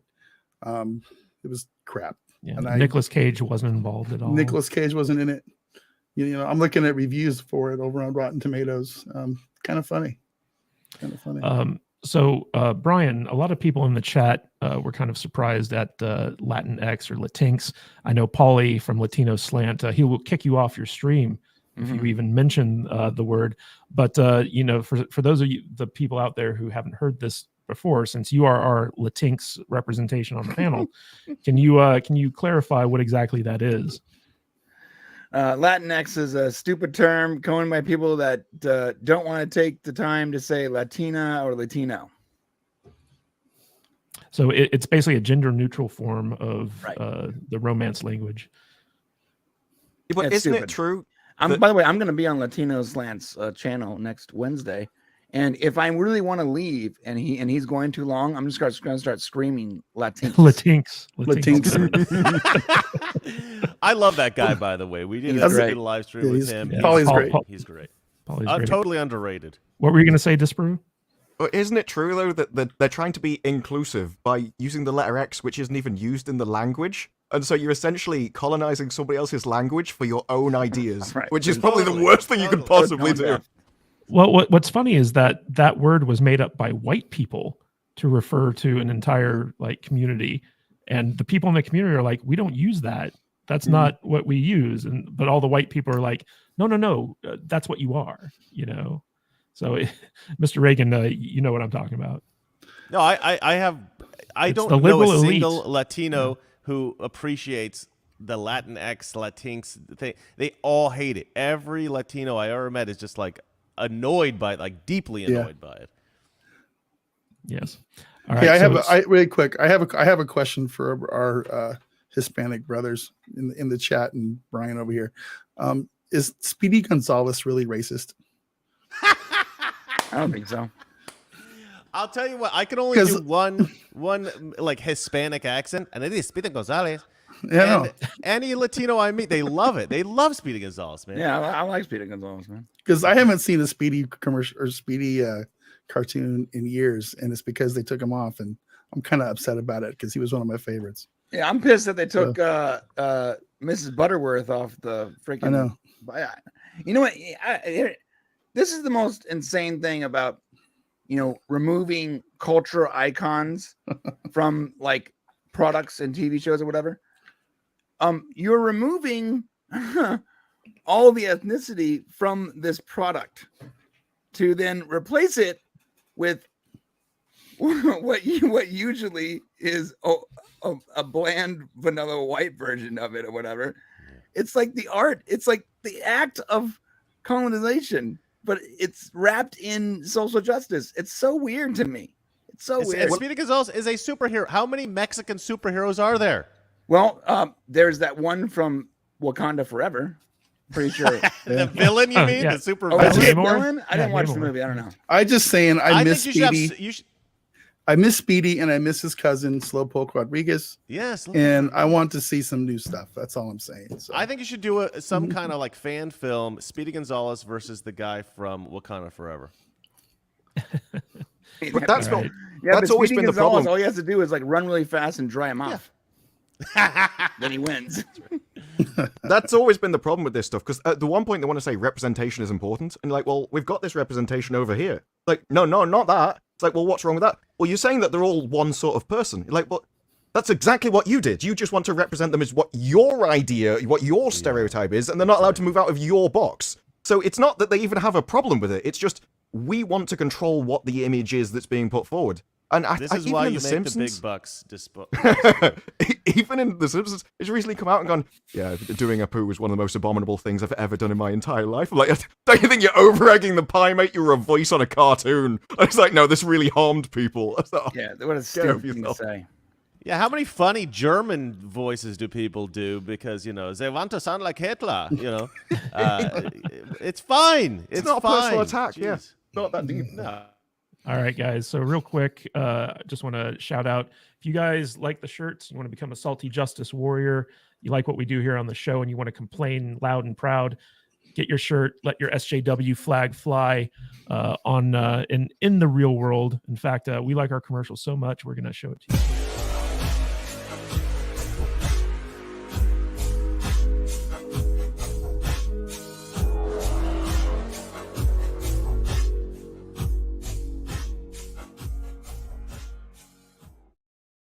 Link in the description if you want to get yourself a SJW t-shirt. Join the Salty Army.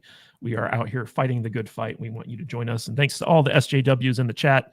Type in SJW if you are standing with us against the culture wars. And speaking of the culture wars, Steven Spielberg came out recently and admitted a big mistake. And I actually found this very interesting because we're talking about how like people are rewriting history via, like movies and stuff like that.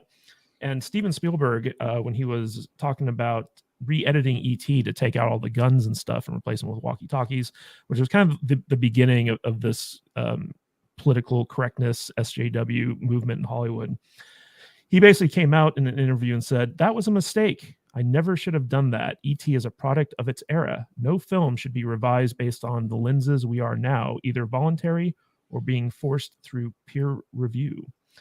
E.T. was a film that I was sensitive to the facts that the federal agents were approaching kids with firearms exposed, and I thought I would change the guns into walkie-talkies. Years went by, and I changed my own views. I should have never messed with the archives of my own work, and I don't recommend anyone doing that." And I think that was actually like a really important thing that Spielberg said, because Spielberg, he's one of the most legendary living directors right now. He's made huge impacts on pop culture. And I can remember when the new editions of E.T. came out and both George Lucas and Steven Spielberg were out there. It's like, yeah, we got to replace the guns with walkie-talkies. And we got to make it, family friendly or like whatever.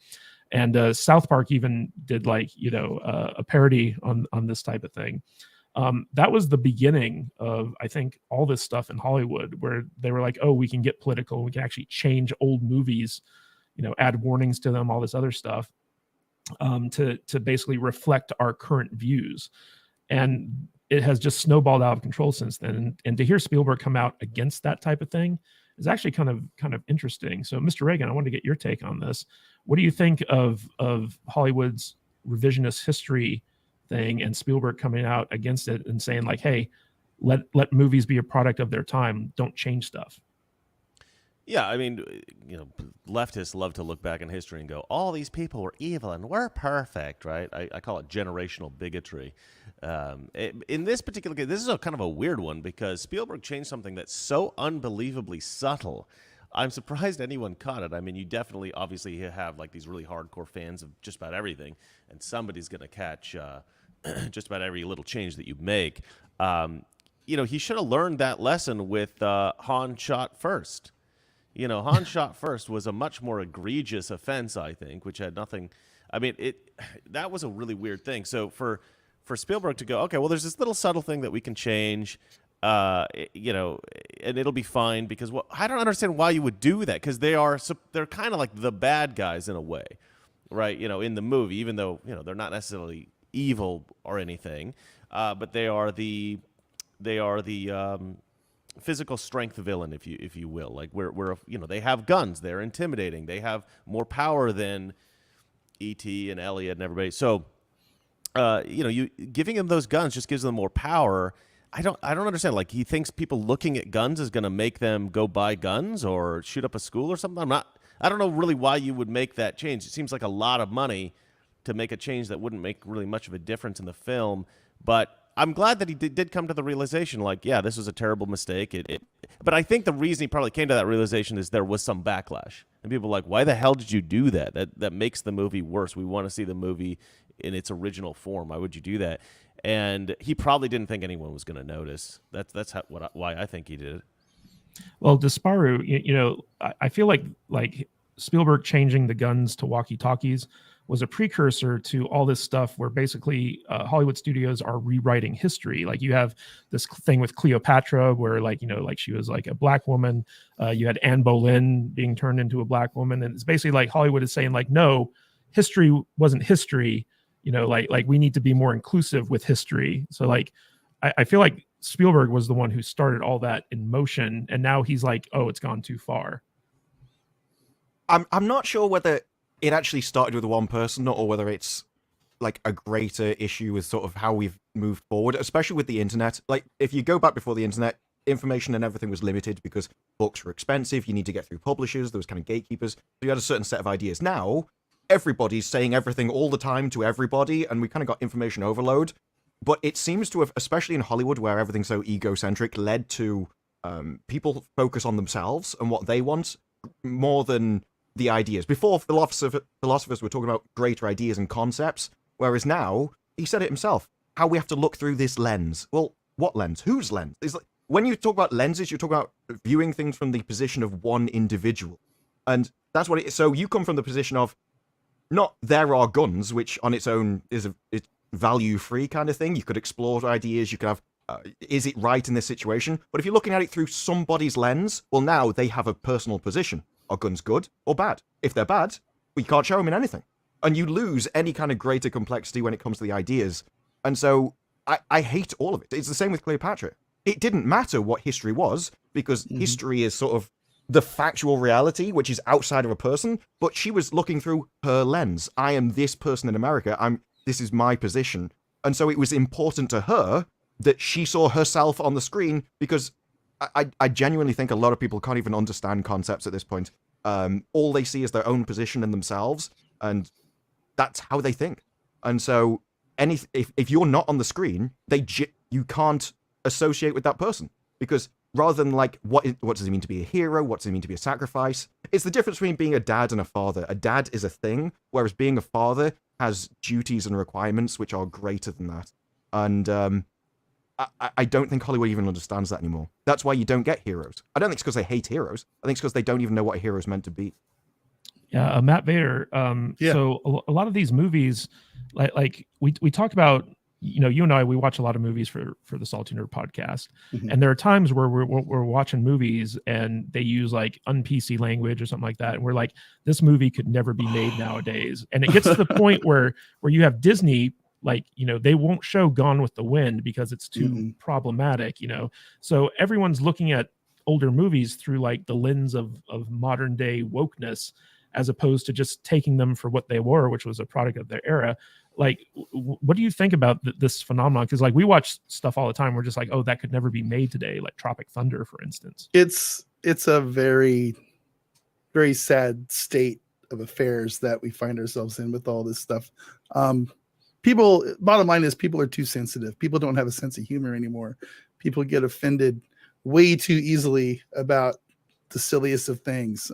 Yeah, if I even mention dicks, Matt Vader just turns off his camera. Well, he gets turned on, so it's like, that was going on. Okay, I didn't realize. Sometimes I'm like, man, that guy's got a really good dick that he's, doing that stuff within that movie that I'm watching. And you get a little jealous, right? I'm like, but no, I shouldn't have said that. That's terrible. Someone clip that, please. No, somebody's gonna clip the hell out of that. What am I doing? But yeah, Let's go into the people Discord. People don't have a sense of humor anymore about anything. Like what I just said. I don't care if people clip it, but it's just because I have a sense of humor. And it's like the chat saying, they could never make Blazing Saddles now. They couldn't do it because there would be people outside the studio with signs and marching up and down, not letting people into the lot. It would be crazy. I haven't Mel Brooks used to be that guy who could push that limit. I haven't watched the new History of the World. Is it any good? The one that's on Netflix. Nope. Do they push those limits at all? No, they don't push any Chappelle limits. should It's remake boring. Blazing Saddles. Chappelle could do it.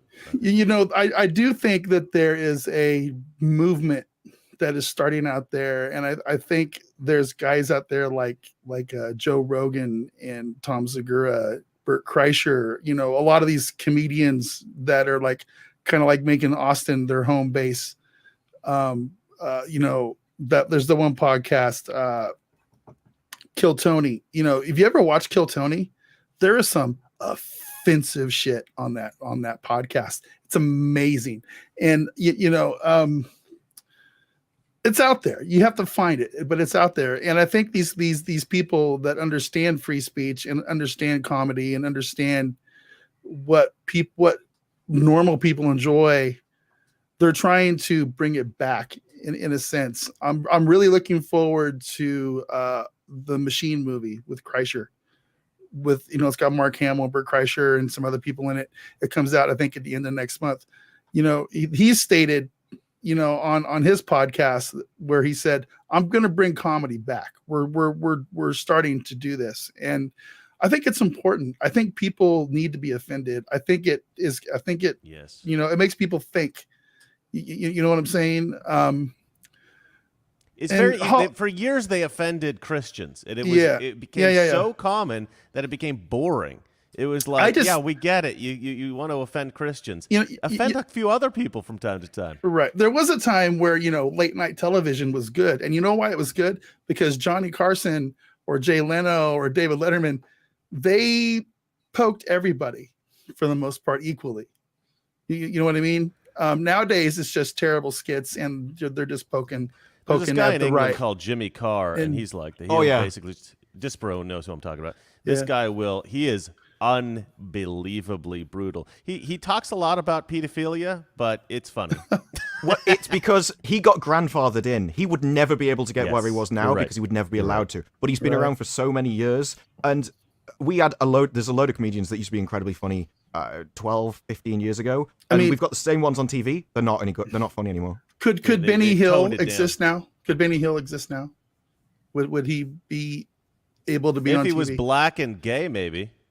Monty Python, would they be able to do what they did? Who's pretty good, actually? Our friend Chrissy Mayer. I went to go see her show out in Vegas, and she's flipping funny, man. She asked one of the guys in the audience, "What do you do?" And he's like, "I'm an engineer." He's like, "Is anybody in your office a woman?" And he's like, "Yeah, actually about 50%." And she just stares at him. She's like, "But none of them are any good, right?" and it was great. And everybody's just dying laughing. It was a beautiful moment, I want to go to Brian real quick because he had a great rant on his stream the other day about The Woman King, starring Viola Davis, and how this was a movie about one of the most notorious slave traders in Africa, but they whitewashed the history, no pun intended, to make her seem like a noble, female leader. So Brian, what's your take on Spielberg's thing about looking at history through the modern lenses and how we shouldn't change movies or history in order to kind of have them conform to our modern sensibilities? Yeah, that's a pretty good take. I'm surprised he had that take. The thing about, and see, I guess The Woman King is like the ultimate reaction to that, right? We need to filter history through our modern lens. Well, it went way too far because no one wants to criticize a minority woman, right? So let's completely change history. Let's make it like ultimate revisionist and make them the superhero, make them the good guy. And the thing is, this is not like this is not a piece of history that no one knows about. Only the most academic of academics know about. This is if you went to college for like a year and you took introduction to worldwide events or whatever, you would have gotten this. And the thing is, there are so many people that have already explained how the slave trade and these tribe in Africa that a large portion of people know about this. So when that first trailer hit for The Woman King, the first reaction was, what? How is this a thing? And every YouTube video and every review I saw had to bring this up. And what happened? That movie didn't make any money because it doesn't work. Filtering modern your modern sensibilities and changing past movies or even past history in that sense is just a bad idea, because it's only going to make the product either wrong, like have a really bad taste in your mouth, or not work, or vanilla. And eventually the studios are going to lose so much money they have to stop. They have to reel it in. I don't know if that's going to work, because people are you're still subscribing to the streaming services whether you like the movies or not. So I'm not sure how that's going to play in. But at some point, this is going to have to change, right? Like the filters are going to have to be removed at some point, and artists and creatives are going to should be able to create whatever they want to create, and let the free market speak to whether or not it's good and acceptable. All right, real quick, want to wrap this up with a super chat from WG for $50.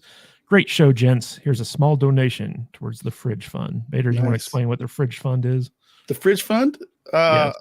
Well, the fridge is empty and we need to refill it. It was all full of Red Bulls and water and all kinds of stuff. And over this past week, it got destroyed. It's empty right now, so it needs to be refilled. 2 Coke Zeros and 1 Diet Dr. Pepper. So there are some weird like vegan keto kale juice drinks on the top shelf that nobody touched. And so I think Alex brought those in, and we're going to make him drink them. So yeah, we are. There you go. But they do have a real fridge. I can attest. They have a real fridge with real drinks. So I think I want to fill it up with 40 ounces of Old English, just Snoop Dogg style, and we'll just sit in there and get trashed one day. That'd be super fun. Well, thank you. There's no Bud Light. Bud. Thank you, WG, for the Fridge Fund donation. We appreciate that. All right, guys, let's wrap things up with one more story, and this is about Schwarzenegger's first ever TV show. It's going to be on Netflix.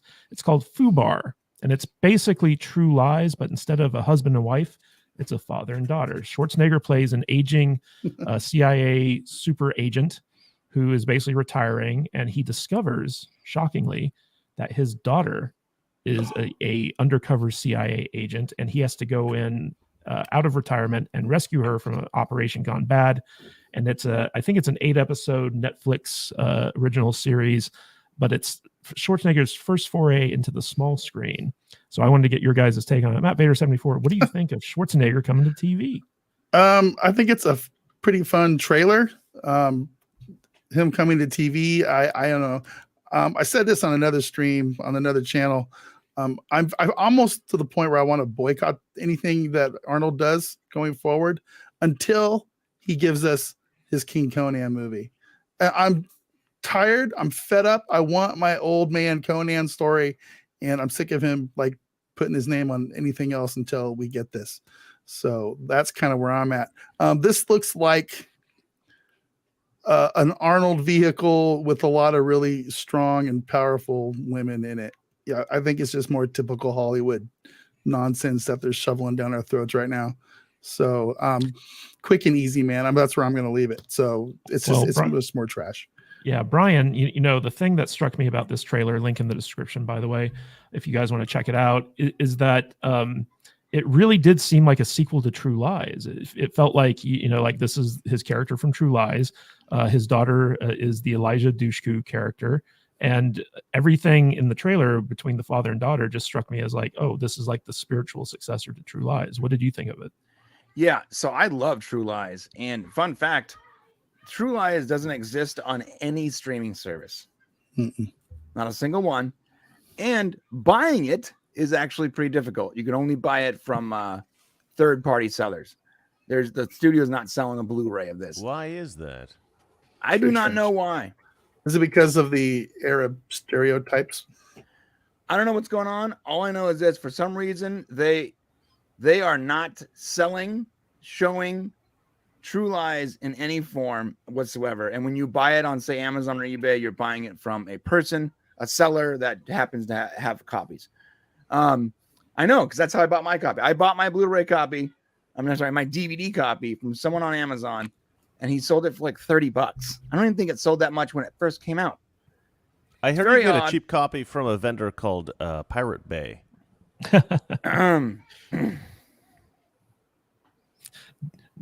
Dick's, Pato's, and Pirate Bay. Thank you so much for being on this, Reagan. The trifecta. It's one hell of a Saturday night. No, but it's interesting.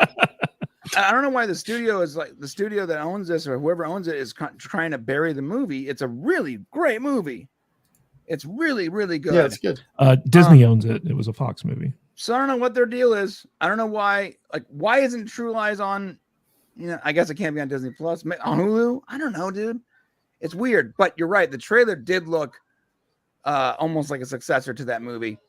And I recently watched the True Lies TV show that is being made by Paramount, and it's on Paramount Plus. And that is sort of like, hey, can we do a low-budget TV version of this movie? And that's what that show is. And at the very least, it's fun. Probably because I like some of the actors. But I did like the trailer. I'm going to check it out. I'm starting with Vader. I'm a little annoyed with Arnold right now. He's made some poor decisions the last few 5 or 6 roles he's taken. Mm-hmm. His politics are real weird. And I don't judge my content based on the actor's politics normally, except for his are just like all over the place and annoyingly so. So I'm starting to sort of dislike the person, and it's bleeding into my opinion of his movies. And his last few roles are just not good. Disparu, you're the TV guy here on the panel. Are you going to be reviewing FUBAR when it comes out? I mean, I'll watch it. The thing is, I find the most entertainment stuff in laughing at things that are awful. And it's probably not going to be that bad. It's probably going to be mid somewhere if it's at, like, the worst, I imagine. It's just for me, especially with his comments. And I didn't know why he rolled those back recently. And then he's like, oh, yeah, you're coming out with a new TV series. And now we know why you suddenly want to get everyone else on side. And it all just...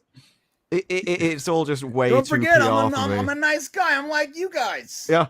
And it's like, I phrased it badly. I'm like, I actually think you phrased it perfectly. You said exactly what you wanted to say. Right. And look, maybe before there was the whole separate the art from the artist kind of thing, I've kind of lost patience at this point. And it's really hard. I don't see why I should even try.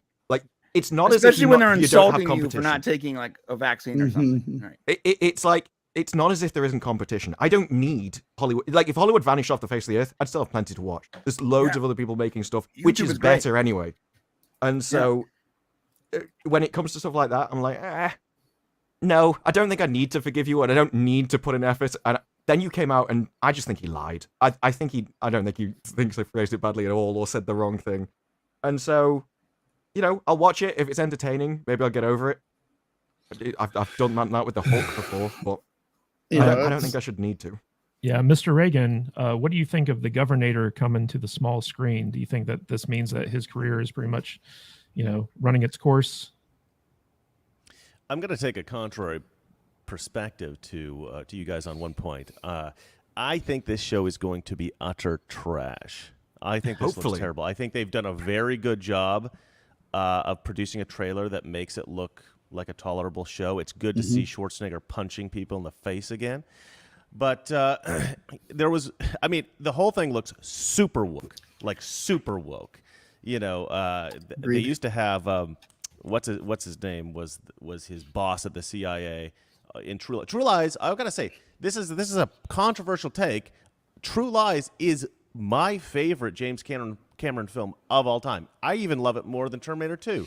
I love True Lies. That movie is one of my top movies ever. I absolutely love it.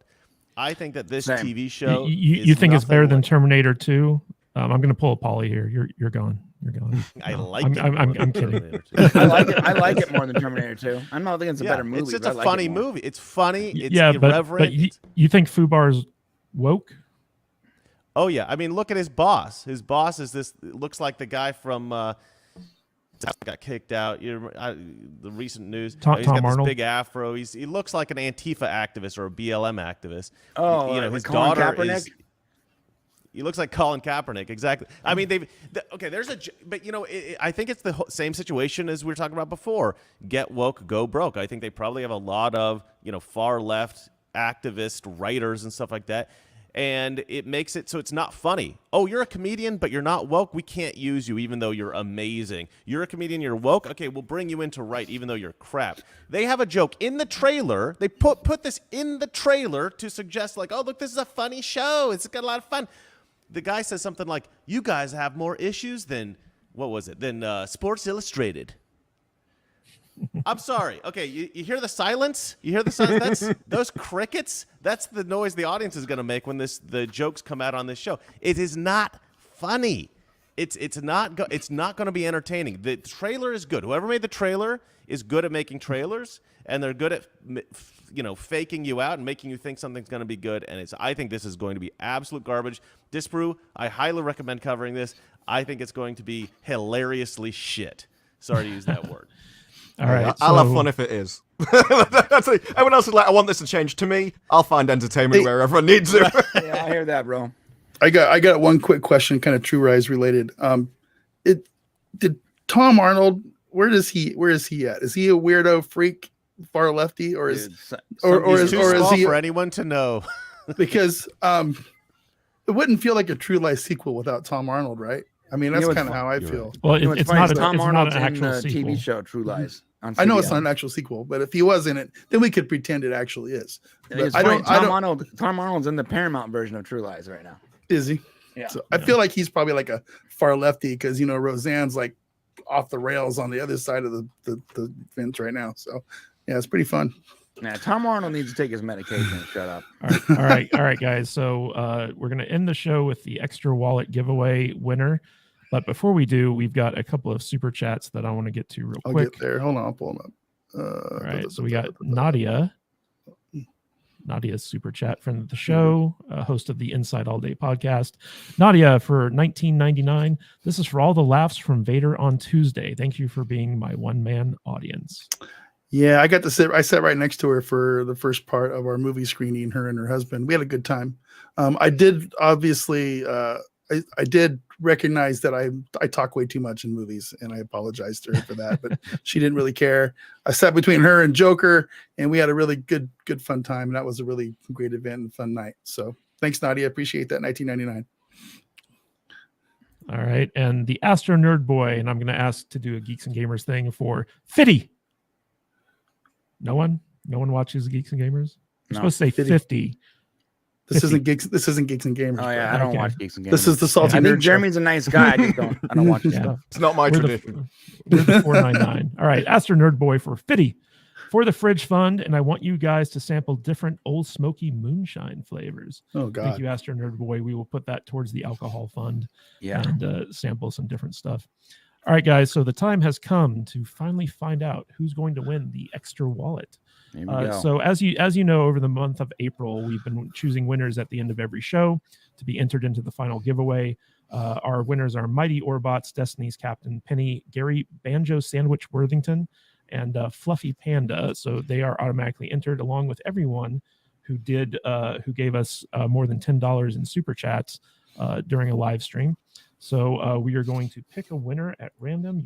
All your details have been put in there. And we got Joker's Voice. Oh, no. Joker's Voice has won the extra wallet. Oh, my God. And you know what? Oh, my God. At least we're going to save a lot of money on shipping and handling. Yes. Right. In fact, I'm gonna make him come to the office and pick it up. Joker, congratulations. You get a free extra wallet that we will buy for you. And we also are going to be sending all of our Salty Saturday Superstars a free extra wallet as well for just being awesome contributors. And thank you all so much for this. And next month, we're going to be choosing a random winner for, let's see if I can find it here, for our hat giveaway. So if you were a member throughout the month of April, at the beginning of May, we are going to choose a winner for April for a free hat that we are going to send to you just for being a member, just for being awesome. So you get all of our exclusive members only content plus a free hat. I think that's pretty cool. All right, guys, it's time to wrap things up. Mr. Reagan, tell everyone about Alpha Critic and if you have any final thoughts on the stuff we talked about today. No final thoughts. Yeah, join Alpha Critic. I'm going to be posting some good stuff in the near future. Matt's trying to help me out with it. I've realized I need to post more often, some shorter content. So we're going to be pushing a bunch of stuff on Alpha Critic. It's going to be a lot of fun. I got a couple of reviews coming up of Shazam, and I have a review of the new Avatar movie. I know all my stuff comes out really late because you know what? I'm lazy and I don't care. And I'm actually going to probably review what's the new movie that's coming out? Anyway, I'm going to be reviewing some stuff a little bit sooner. But yeah, join Alpha Critic. Enjoy. It's going to be a good channel. I think it's going to elevate. And hopefully, I get on Friday Night Tight soon because I was hanging out with Gary the last couple of days because of Matthew Kadish's generous offer for me to come visit the studio over there. Don't hold your breath, bro. I've been hanging out with Gary for like 6 years. I'm pushing than you are. Mr. Reagan, all you gotta do is true. talk about dicks a lot on your channel, and you'll get I it. know. Yeah. Gary will immediately. Yeah.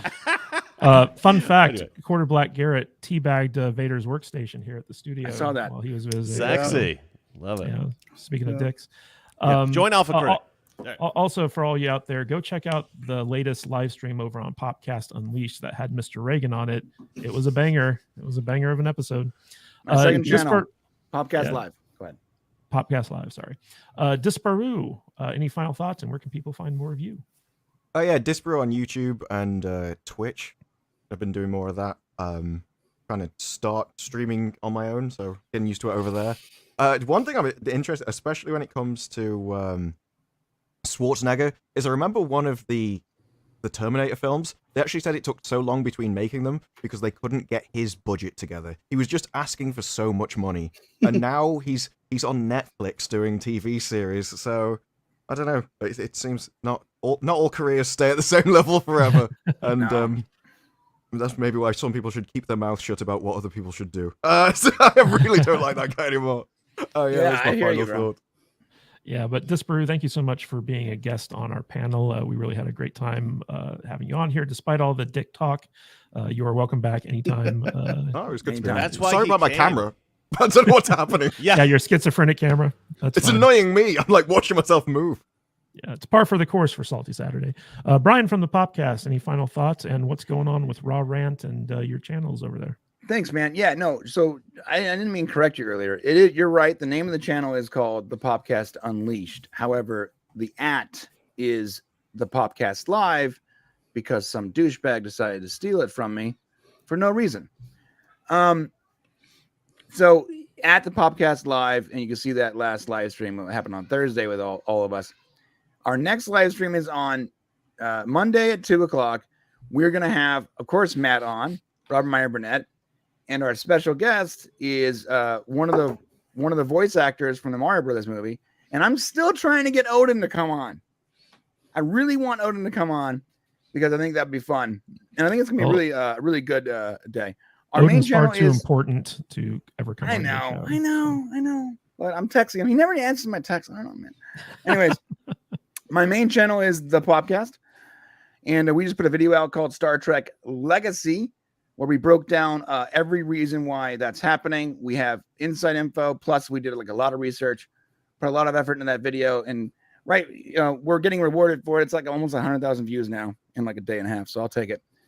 And lastly, before I go, remember this: YouTube gets almost 50 billion views a day, billion with a B. Hollywood TV in its entirety can't get that in a year. So who's more important? That's all I gotta say.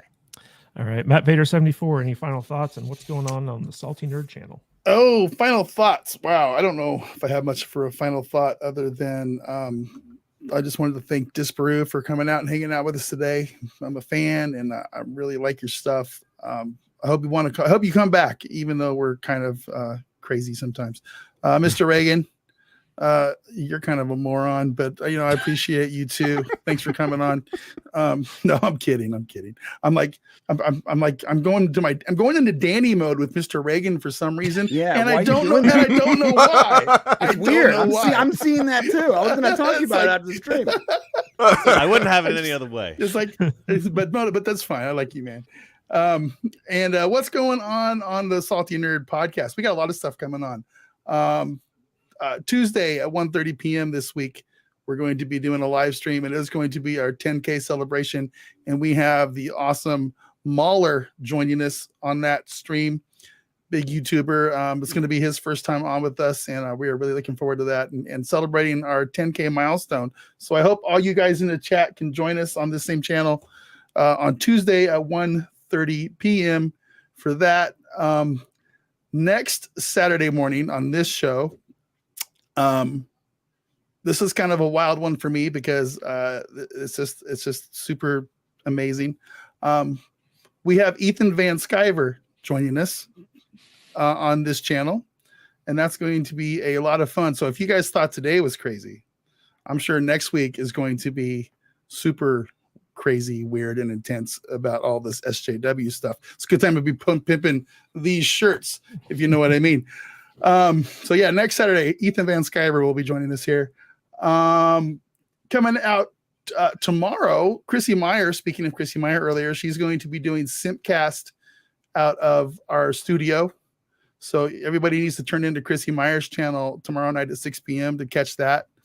And then on this coming Friday, we have our Renfield review coming out on our normal Friday release.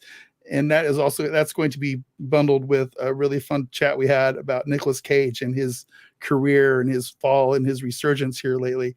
So that'll be a fun talk. And then we're having our season 1 finale release for the show Warrior on HBO Max, Jonathan Tropper's amazing show.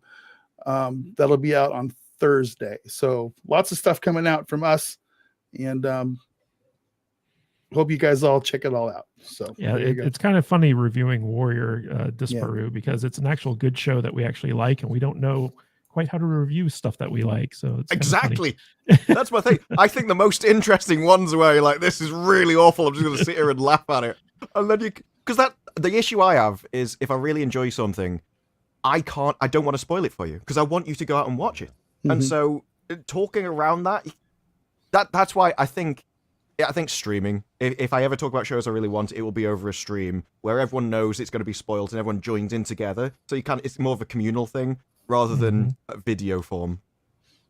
And we want to give a shout out to everyone who supported the show and gave us super chats today, especially Scotty Dub, the undisputed superstar super chatter.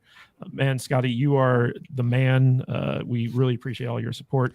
But we want to give a shout out. Live streams on Alpha Critics, Scotty, if you don't mind watching occasionally. And we want to give a shout out to everyone who supported the stream. The Shagsworth, thank you so much. Scotty Dub, the Joker's Voice, WG, the Astro Nerd Boy, man, like you're another superstar. Thank you so much for all your support. Mexican Iron Man, one of our big loyalists, David Nelson, Ryan, and Nadia from the Inside All Day podcast. We appreciate you guys. Thank you so much for not only coming out in the chat, but also like supporting us. It does mean a lot. We're trying to get Vader and Alex to go full time, and every time you guys, support the show, it's really encouraging, and it helps us get closer to our goal of bringing them on full time. And Joker Voice, congratulations for winning the extra wallet. We will be getting that out to you right away. So thank you everyone for showing up, and tune in next Saturday, same Saturday time, same Saturday channel, where we will be doing more nonsense with Ethan Van Sciver. So stay salty, everyone. We'll see you next week.